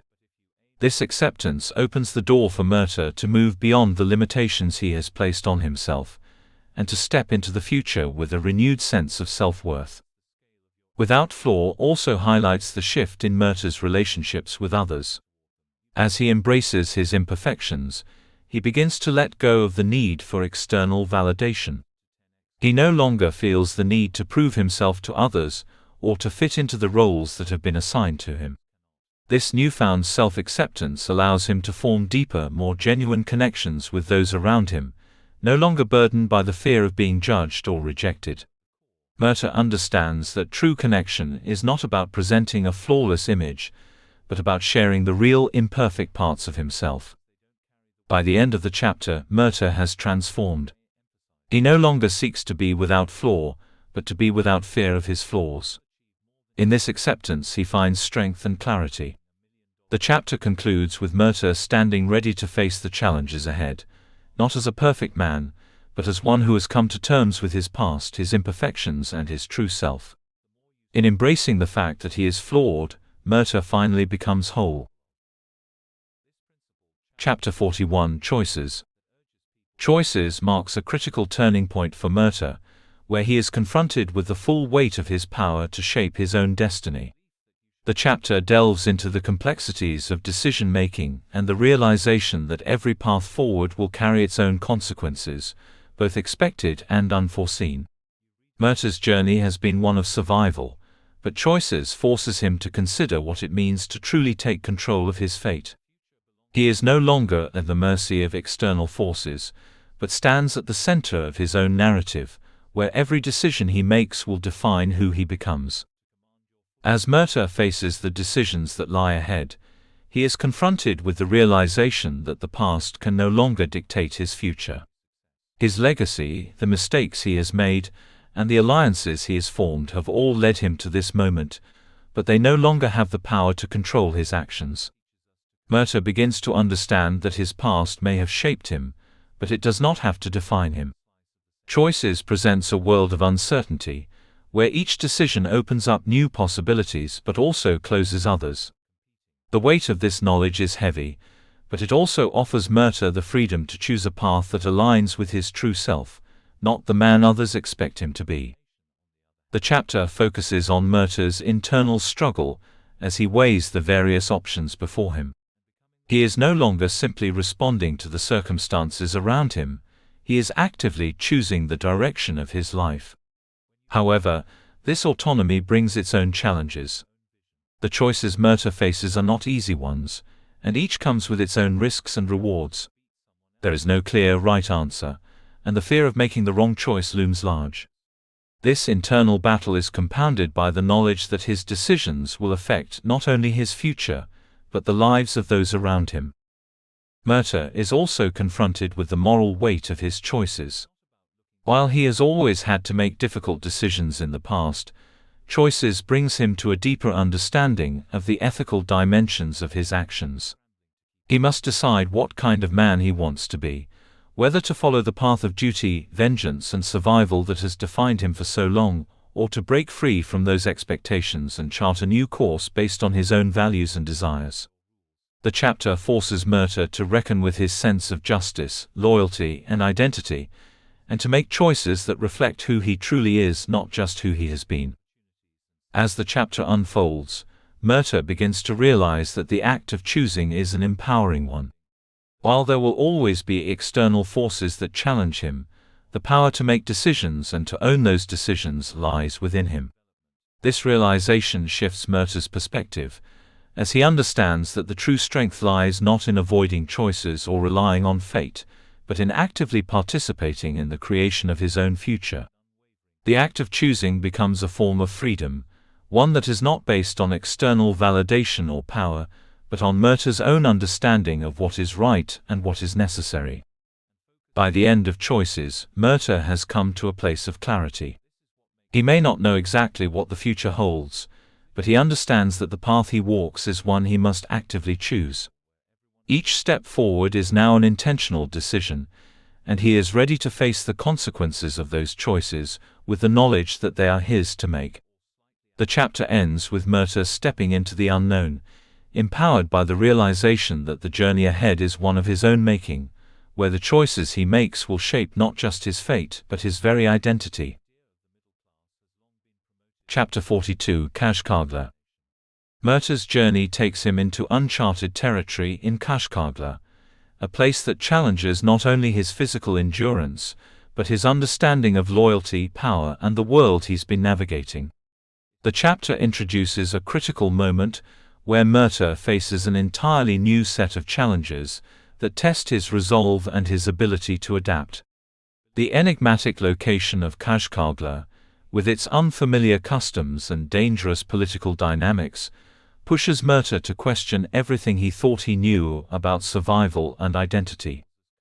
The chapter opens with Murtagh entering the harsh and unforgiving landscape of Kashkagla, where danger lurks in every corner. This land, with its unique and often hostile environment, forces Murtagh to confront a world that is far different from the one he's been navigating. The unfamiliar terrain and the complex politics at play make survival even more precarious. Murtagh's adaptability is tested, as he must quickly learn the rules of this new place where trust is scarce and alliances are fragile at best. As Murtagh ventures deeper into Kashkagla, he is struck by the stark contrast between this new world and the one he left behind. The people here are unlike any he has encountered before, gritty, hardened by their surroundings and bound by their own sense of survival. Murtagh must navigate the delicate web of relationships in a place where loyalty is as shifting as the sands underfoot. It is clear that in this land, survival does not just depend on strength or intelligence, but on the ability to forge tenuous alliances and play the game of power with precision. The chapter becomes a study of power dynamics in a world where trust is a luxury few can afford. The title Kashkagla serves as a symbol of Murtagh's internal journey as much as his external one. In this land, Murtagh is forced to reckon with his identity in ways he has not done before. As he engages with the people of Kashkagla, he finds himself questioning his own beliefs about loyalty, duty, and survival. This chapter explores the complex, often murky lines between allegiance and betrayal, and Murtagh must navigate these in a world where the price of trust is often too high. The land challenges his notions of right and wrong, forcing him to reconsider his past choices and the motivations behind his actions. Murtagh's interactions with the people of Kashkagla leave him unsettled. He sees the brutality of the world in ways he has not fully understood before, how people are shaped by their circumstances, forced to make impossible choices in order to survive. In these moments, Murtagh begins to recognize the complexity of his own survival. He has been a part of these systems of power and manipulation, but his journey through Kashkagla opens his eyes to the deeper forces at play. As the chapter progresses, Murtagh comes to a sobering realization. Survival is not just about physical endurance or strength, but about knowing when to fight, when to retreat, and when to align oneself with others to achieve a greater goal. He must weigh his options carefully in Kashkagla, understanding that every decision has consequences, and no one can be trusted without first understanding their motives. By the end of Kashkagla, Murtagh is left with a deep sense of introspection. He has learned that survival is not just about brute force. It is about navigating the complexities of loyalty, power, and relationships in a world where nothing is as it seems. The chapter closes with Murtagh standing at a crossroads, understanding that the journey ahead will require him to make choices that are more complicated and fraught with consequences than he ever anticipated. Kashkagla has shown him that survival in this world is an intricate dance, and to succeed he must be willing to evolve, adapt, and confront the darker aspects of himself and the world around him. Chapter 43: A Question of Faith. Murtagh is forced to confront the deep, unresolved questions that have plagued him throughout his journey, in a question of faith. This chapter delves into Murtagh's internal struggle with his beliefs, and the very foundation of the life he has built. In a world that has repeatedly tested his loyalty, his morals, and his very sense of self, Murtagh now finds himself standing at a crossroads where faith is not just a matter of belief in something greater, but an existential question about his own values and purpose. The chapter begins with Murtagh reflecting on the many challenges he has faced, physical battles, emotional trials, and the deep moral dilemmas that have defined his path. He begins to realize that while he has always acted out of survival instinct, his choices have often been shaped by external pressures and expectations. Faith, in this context, is not just about religious or spiritual belief. It is about trusting in something, whether it is his own abilities, the people around him, or a higher power that could offer guidance. The chapter confronts the uncomfortable truth that Murtagh has never truly stopped to question what he believes in and whether his past faiths, loyalty to his father, to the empire, to his duty, are still valid or simply the remnants of a past life that no longer serves him. As Murtagh grapples with this realization, he faces an existential crisis. He has lived much of his life believing in certain truths, but now, in the face of everything he has experienced, he is forced to confront the possibility that his previous notions of faith were misguided or incomplete. This questioning is not just a theoretical exercise, it is an urgent and personal matter. Murtagh feels that his ability to move forward in the world hinges on his ability to define what he truly believes in, and what faith means to him now. This is a deep, painful reckoning, as he realizes that without a true understanding of what he stands for, he cannot hope to make the choices necessary to shape his future. Throughout the chapter, Murtagh reflects on the various forces that have shaped his life, especially the conflicting expectations placed on him by others. His father's legacy, the empire's demands, the manipulation of allies, and the weight of past decisions have all left him questioning what he stands for. The questions of loyalty, duty, and personal desire become central to his search for meaning. He must decide whether he will continue to adhere to old beliefs that have been imposed on him, or if he can forge a new path based on his own convictions. Murtagh's question of faith reaches a turning point when he acknowledges that faith is not just about unshakable belief in an external force, it is also about belief in oneself. To move forward, Murtagh must first confront the doubts he has carried, and give himself the space to redefine what he believes in. His faith in others has been tested, and his faith in the world around him is fragile. But the most important question Murtagh realizes is whether he can trust himself. This journey of self-discovery is one that will require him to choose what values he will carry with him into the future, and whether he can trust his own decisions, even when they go against everything he has known. By the end of the chapter, Murtagh is still uncertain about the answers to the questions of faith that plague him, but he has taken the first step toward forging his own beliefs.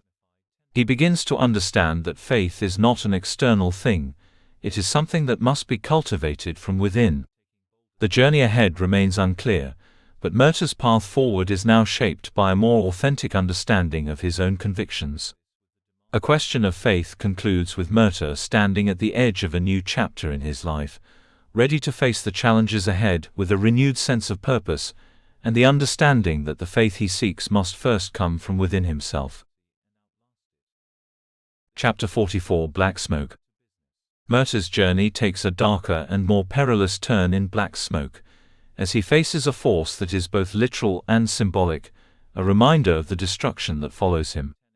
The black smoke that permeates the chapter is a powerful metaphor for the lingering consequences of his past actions, the guilt he cannot escape, and the ever-present threat of total annihilation.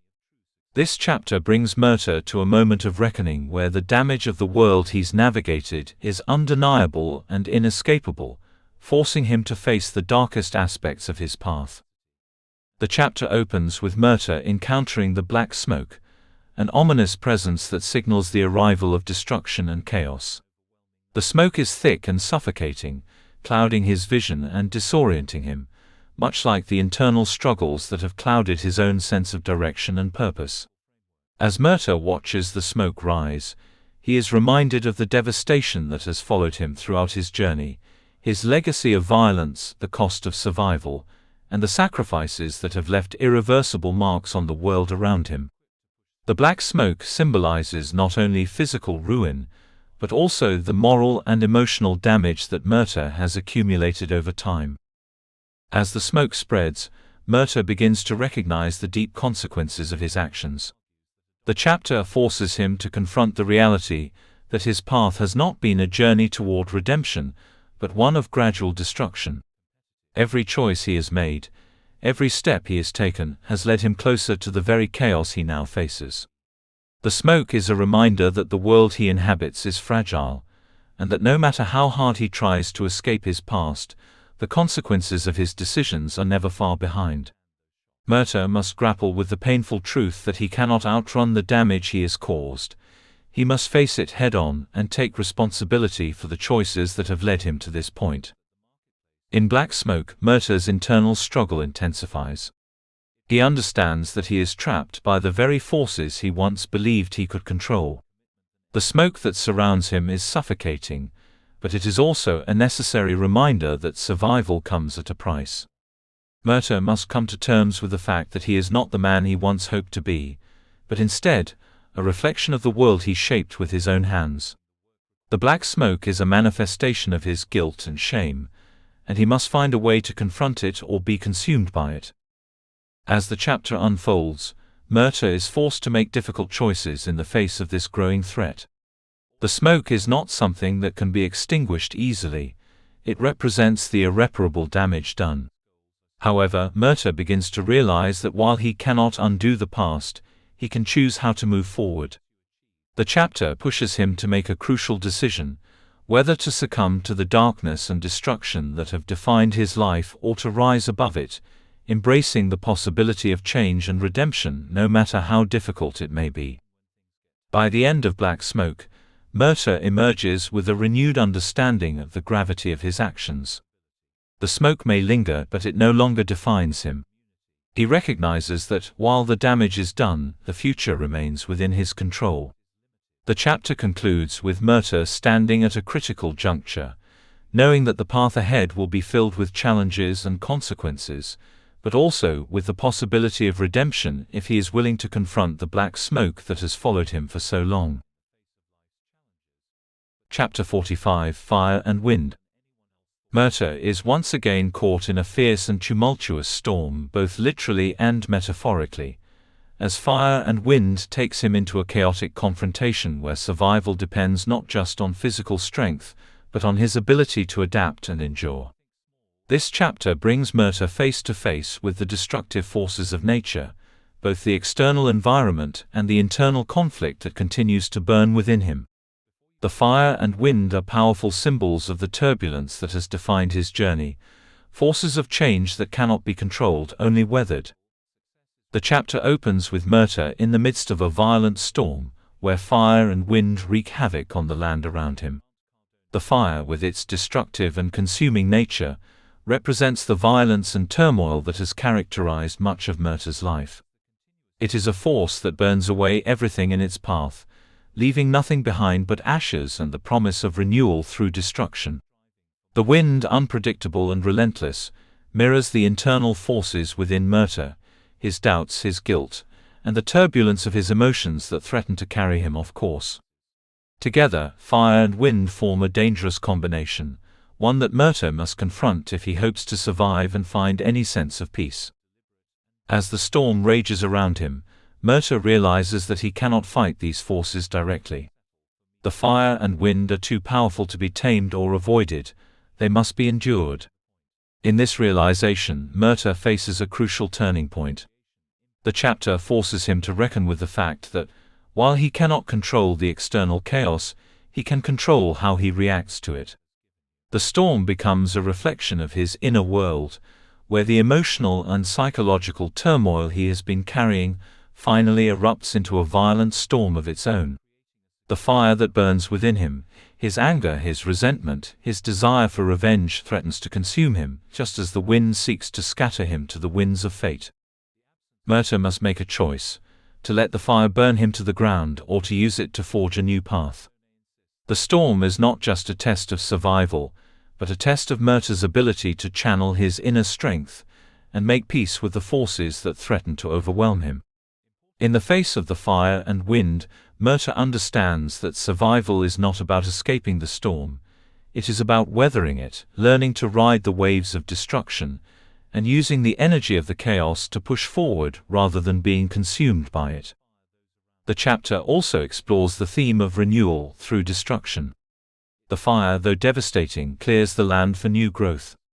Murtagh begins to see that much like the fire that burns away the old to make way for the new, he must burn away the remnants of his past, his guilt, his fear, and his emotional baggage in order to find a new path. The wind, though it threatens to carry him away, also offers him the freedom to move forward, to chart a course based on his own desires and values, rather than the expectations placed upon him. By the end of Fire and Wind, Murtagh emerges from the storm, physically battered but mentally stronger. The fire and wind have tested him, but they have also forged a new understanding of his own resilience. He knows that the road ahead will continue to be filled with challenges, but he also understands that he has the strength to face whatever comes next. The storm, while destructive, has cleared the way for Murtagh to rebuild, to reshape his future, and to find peace within himself, even amid the chaos that surrounds him. Chapter 46: Grieve.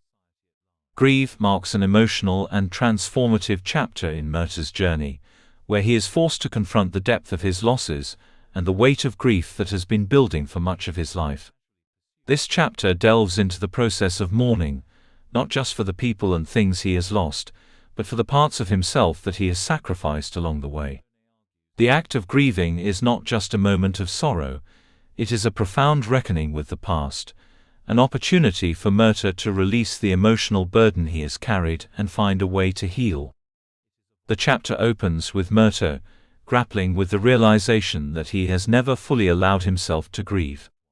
Throughout his journey, he has been forced to survive, to keep moving forward in the face of constant loss and hardship. His emotional pain has always been something to endure, rather than something to process. But in Grieve, Murtagh comes to understand that true healing can only begin when he gives himself permission to grieve, not just the loss of loved ones but the loss of innocence, of peace, and of the life he might have had. The chapter becomes an exploration of the deep, and often painful necessity, of mourning what has been lost in order to move forward. As Murtagh reflects on the people who have shaped his life, his father, his allies, and those who have been lost in the chaos of his journey, he begins to understand the magnitude of his grief. The weight of the past is no longer something he can carry alone. The chapter highlights the emotional toll that constant survival and struggle have taken on Murtagh, and the realization that in order to move forward, he must first process the pain of what he has lost. The grief he experiences is not just about mourning individuals, but about mourning the idealized future that never came to pass. His journey has been filled with sacrifices, and grief forces him to acknowledge that these losses are real and significant, no matter how much he has tried to push them aside. The chapter also explores how Murtagh's grief is intertwined with his identity. He has been so focused on survival and fulfilling external expectations that he has never fully examined how these losses have shaped him. As he allows himself to grieve, Murtagh begins to understand that this emotional release is not a sign of weakness, but of strength. Grieving is not about dwelling on the past or giving in to despair. It is about acknowledging the pain, accepting the reality of loss, and allowing it to become part of his story. It is a process of reclaiming himself, of allowing the past to have its place without letting it control his future. Throughout grief, Murtagh is forced to confront not only the people he has lost, but the man he has become in the process.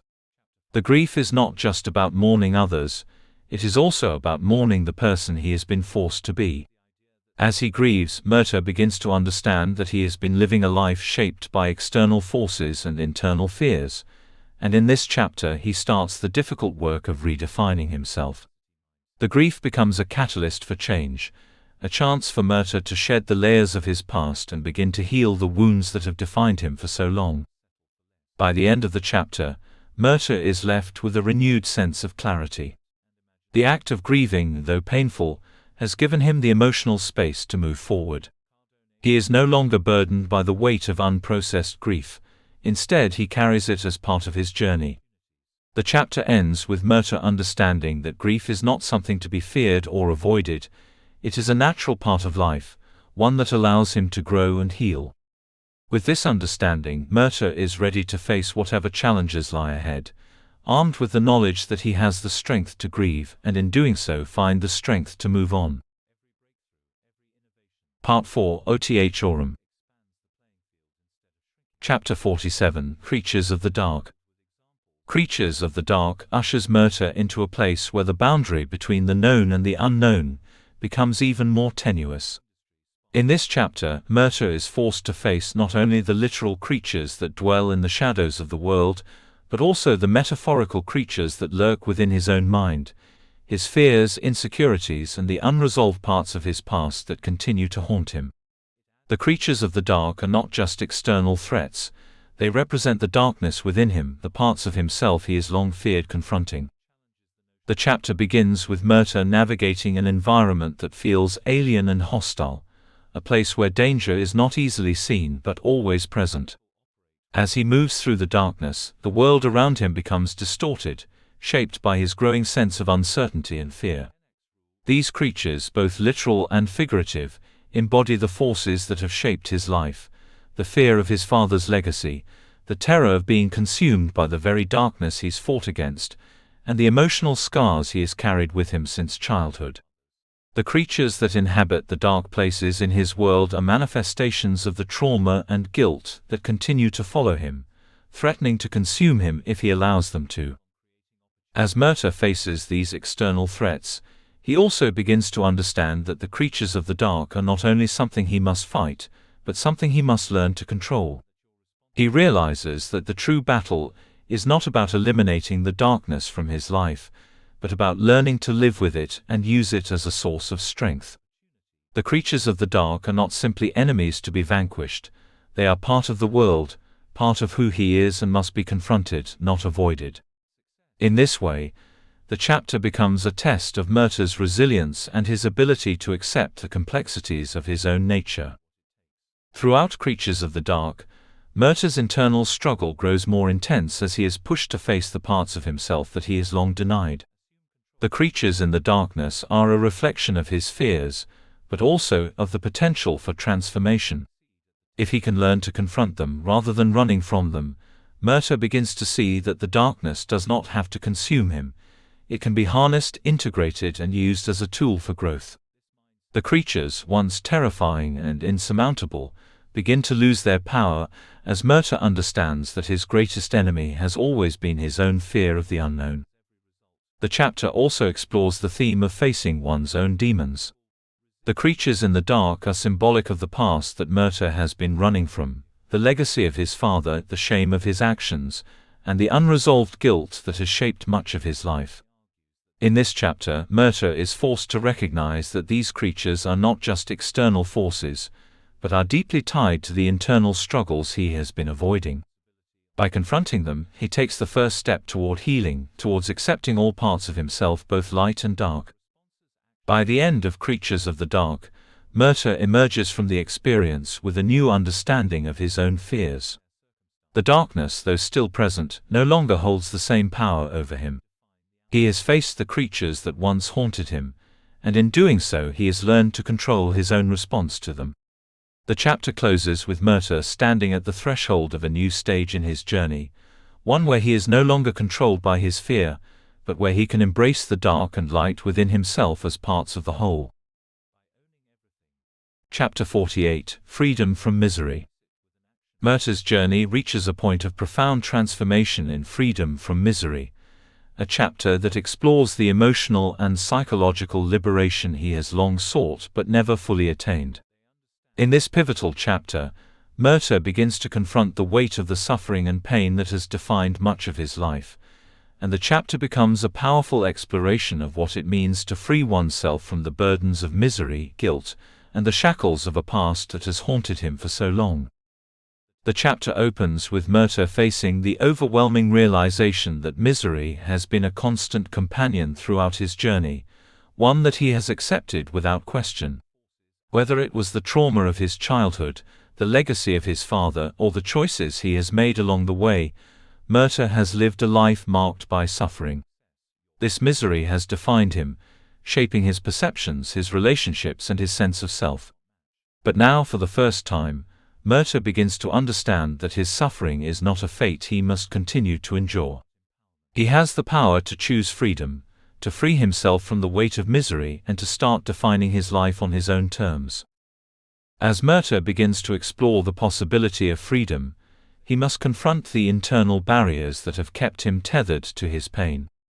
These barriers are not just external forces, but the psychological chains he has forged himself, his own guilt, his fear of failure, and the belief that he is unworthy of happiness. In Freedom from Misery, Murtagh begins to see that the true key to liberation is not in escaping the world around him, but in accepting his past and releasing the emotional weight he has been carrying. He realizes that to truly be free, he must let go of the belief that he is defined by his suffering.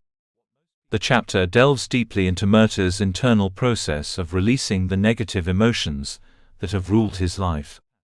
The misery he has lived with is not just a product of his circumstances, but a reflection of the choices he has made to hold on to anger, regret, and shame. As he begins to confront these feelings, Murtagh understands that freedom does not come from avoiding pain but from choosing to rise above it. This is a painful and vulnerable process, as Murtagh must acknowledge the ways in which he has allowed misery to control him, but it is also an empowering one. He begins to realize that true freedom comes when he no longer allows himself to be a prisoner of his past or his emotions. The chapter also highlights the importance of self-compassion. In his pursuit of freedom, Murtagh begins to understand that he has spent too much of his life punishing himself, believing that his past mistakes and the legacy of his father make him unworthy of peace. As he confronts his misery, he learns that the path to freedom is not about erasing his past, but about accepting it and moving forward with a renewed sense of purpose and self-worth. The act of forgiving himself, and allowing himself to be free from the weight of his past, is the most significant step Murtagh can take toward healing.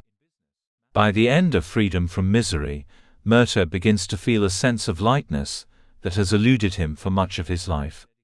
The emotional burden that has defined him begins to lift, and he starts to understand that freedom is not a destination, but a continual process of growth, acceptance, and self-compassion. The chapter concludes with Murtagh taking a step forward into a new chapter of his life, one where he is no longer defined by his suffering, but by his ability to rise above it. Chapter 49 – To Hold the Center. To hold the center represents a pivotal moment for Murtagh, as he faces the need to find balance and stability amidst the chaos and turbulence that have defined much of his life. In this chapter, Murtagh is confronted with the realization that in order to move forward, he must find a way to center himself emotionally, mentally, and spiritually. The center is not just a place of calm or safety, but a state of being that requires strength, focus, and an understanding of one's true purpose. The chapter begins with Murtagh caught in a whirlwind of external pressures and internal conflicts. The forces around him are pulling him in different directions, and he begins to feel as if he is being stretched too thin, unable to maintain his footing. In this moment of overwhelming uncertainty, Murtagh understands that the only way to survive and thrive is to find his center, root himself in his own values, beliefs, and understanding of who he is. The center represents a place of emotional and psychological stability that allows him to navigate the world without being swept away by the chaos around him. As Murtagh reflects on his journey up to this point, he realizes that he has often been reactive, responding to the circumstances and forces around him without considering his own inner strength or sense of self. This chapter forces him to confront the idea that in order to move forward, he must stop letting the external world dictate his actions and start finding a way to center himself within. To hold the center is to find peace amidst the storm, to maintain clarity and purpose despite the distractions and dangers that surround him. Throughout the chapter, Murtagh works to cultivate this sense of balance. He begins to understand that holding the center is not about avoiding conflict or tension, but about facing it head-on with a sense of grounded purpose. It is about maintaining integrity in the face of adversity and staying true to his own values, even when external forces try to pull him off course. This inner strength becomes the key to Murtagh's survival, not just physically but emotionally and mentally. By learning to hold the center, Murtagh finds that he is better equipped to make decisions, form relationships, and navigate the complexities of the world around him. As the chapter progresses, Murtagh's understanding of the center deepens. It is not a static place, but a dynamic state of being that requires constant attention and adjustment. To hold the center is not something that can be achieved once and for all. It is an ongoing process of self-awareness, growth, and adaptation. Murtagh begins to realize that this inner stability does not mean being unaffected by the world, but rather being able to engage with it without losing sight of his own core. By the end of To Hold the Center, Murtagh feels a renewed sense of purpose. The chaos and confusion of his past have not disappeared, but he has learned to navigate them with a stronger sense of self. He understands that, moving forward, his ability to hold the center will be crucial to his success and happiness. The chapter concludes with Murtagh standing firm, knowing that the road ahead will be filled with challenges, but that he has the strength and clarity to face them with resilience and purpose. Chapter 50, Eilinger. Murtagh faces a critical moment of transformation in Eilinger, a chapter that explores the profound changes within him as he encounters a force that calls him to reckon with his true purpose. Eilinger, a symbol of clarity, identity, and connection, represents a pivotal point in Murtagh's journey, one that tests his ability to not only embrace his own power but also to accept the responsibilities that come with it. This chapter marks a key turning point where Murtagh must decide who he will be going forward, and whether he will choose to embrace the light of his potential or remain shackled by the darkness of his past.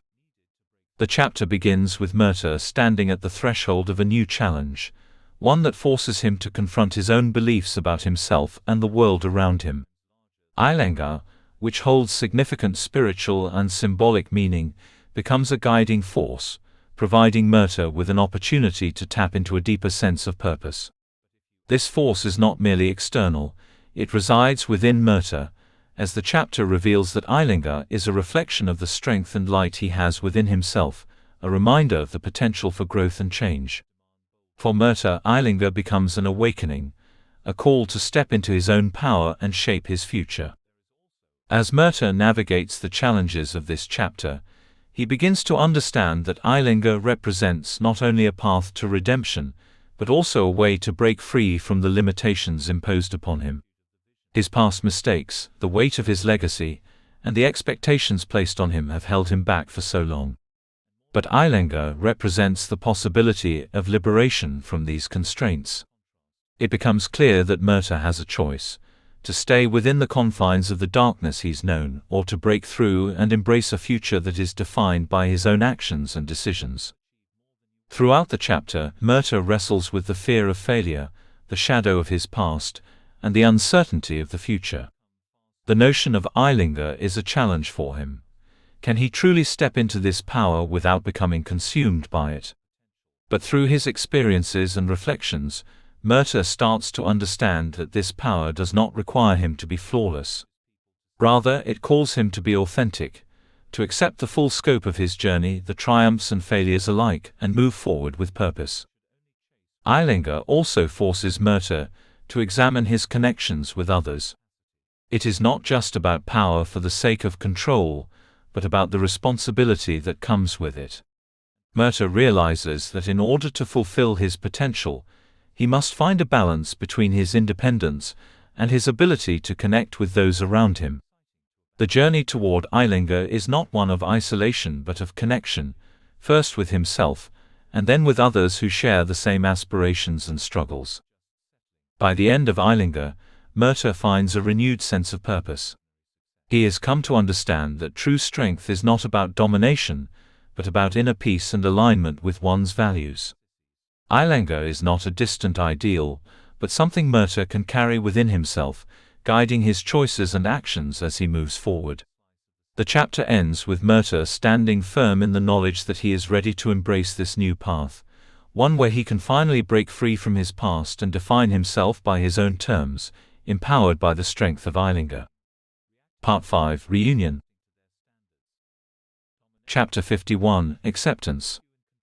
In Acceptance, Murtagh reaches the culmination of his emotional and psychological journey, as he learns to embrace not just his past, but the entirety of who he is. This chapter marks a significant moment of clarity for Murtagh, where the internal battles that have defined his life finally find resolution. The theme of acceptance in this chapter is not just about coming to terms with the world around him, but also about fully embracing himself, the mistakes, the flaws, the victories, and the losses that have made him who he is. It is about letting go of the need for external validation, and instead finding peace with the choices he has made. The chapter begins with Murtagh standing at the precipice of a new phase in his journey. He has weathered the storms of his past, confronted the darkness within, and survived the chaos that has threatened to consume him. But now, he must face the most difficult challenge of all: accepting the person he has become. This acceptance is not passive. It requires Murtagh to actively choose to release the guilt, regret, and fear that have held him captive for so long. It is only when he finally lets go of these burdens that he can truly move forward. Murtagh's journey has always been about survival, but in Acceptance he begins to understand that survival is not enough. True freedom comes from the ability to accept oneself, imperfections, contradictions, and all. In this chapter, Murtagh is confronted with the realization that his past is not something to escape from, but something that has shaped him into the person he is today. He has spent so long running from his father's legacy, from the expectations placed on him, and from the mistakes he has made. But now, he understands that the only way forward is through acceptance of all these parts of himself. The act of acceptance is not about finding perfection or absolution. It is about understanding that growth comes through embracing one's flaws and learning from them. Murtagh begins to understand that he no longer needs to be defined by the person he once was, nor by the man others expect him to be. The chapter emphasizes that real strength lies in accepting the entirety of one's self, including the darkness and the light. Only by doing this can Murtagh move forward with the freedom to make choices that are aligned with his true self. Throughout Acceptance, Murtagh begins to let go of the weight of his past decisions. He comes to terms with the people he has hurt, the paths he has walked, and the consequences of the life he has led.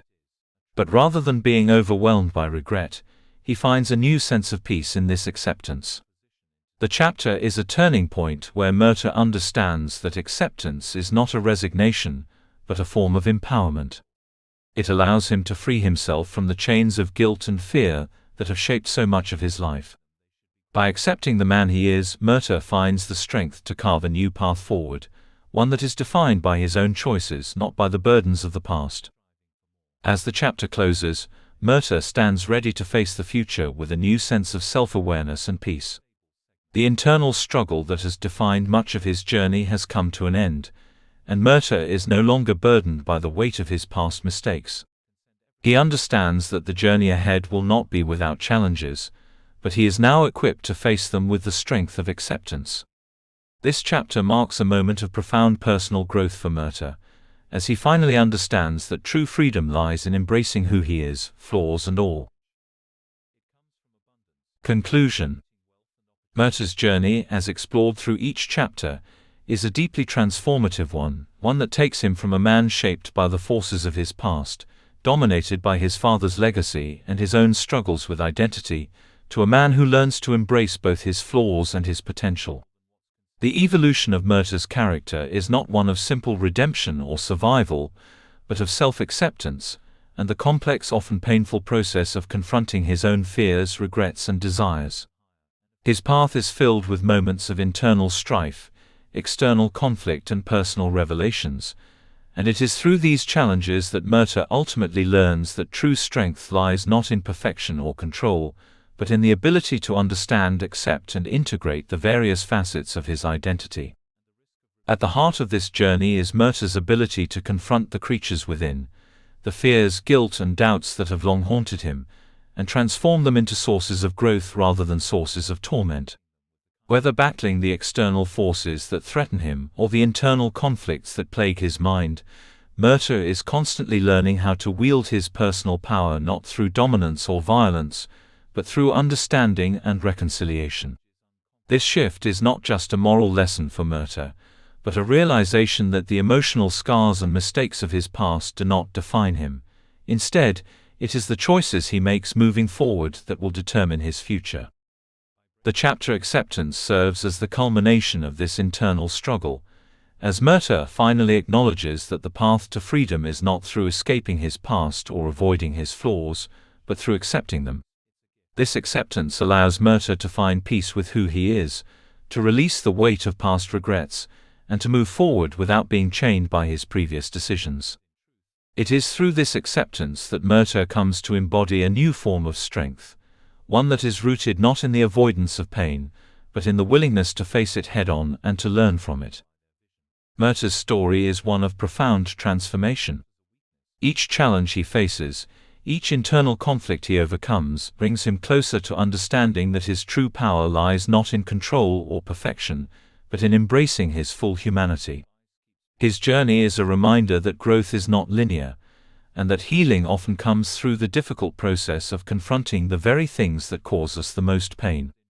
Ultimately, Murtagh is not just a story of survival but of self-discovery, and the courage to define oneself in a world that often seeks to impose its own definitions. As Murtagh steps into the future, he does so with the clarity that comes from understanding who he is, not defined by his father's legacy, not bound by his past mistakes, but fully present in the reality of his own choices and the power they hold. The road ahead may still be uncertain, but Murtagh is finally ready to walk it as the man he has always had the potential to be, whole, empowered and above all, at peace with himself. This has been the summary of Murtagh, summarized by Cellwave Audio and narrated by Archie.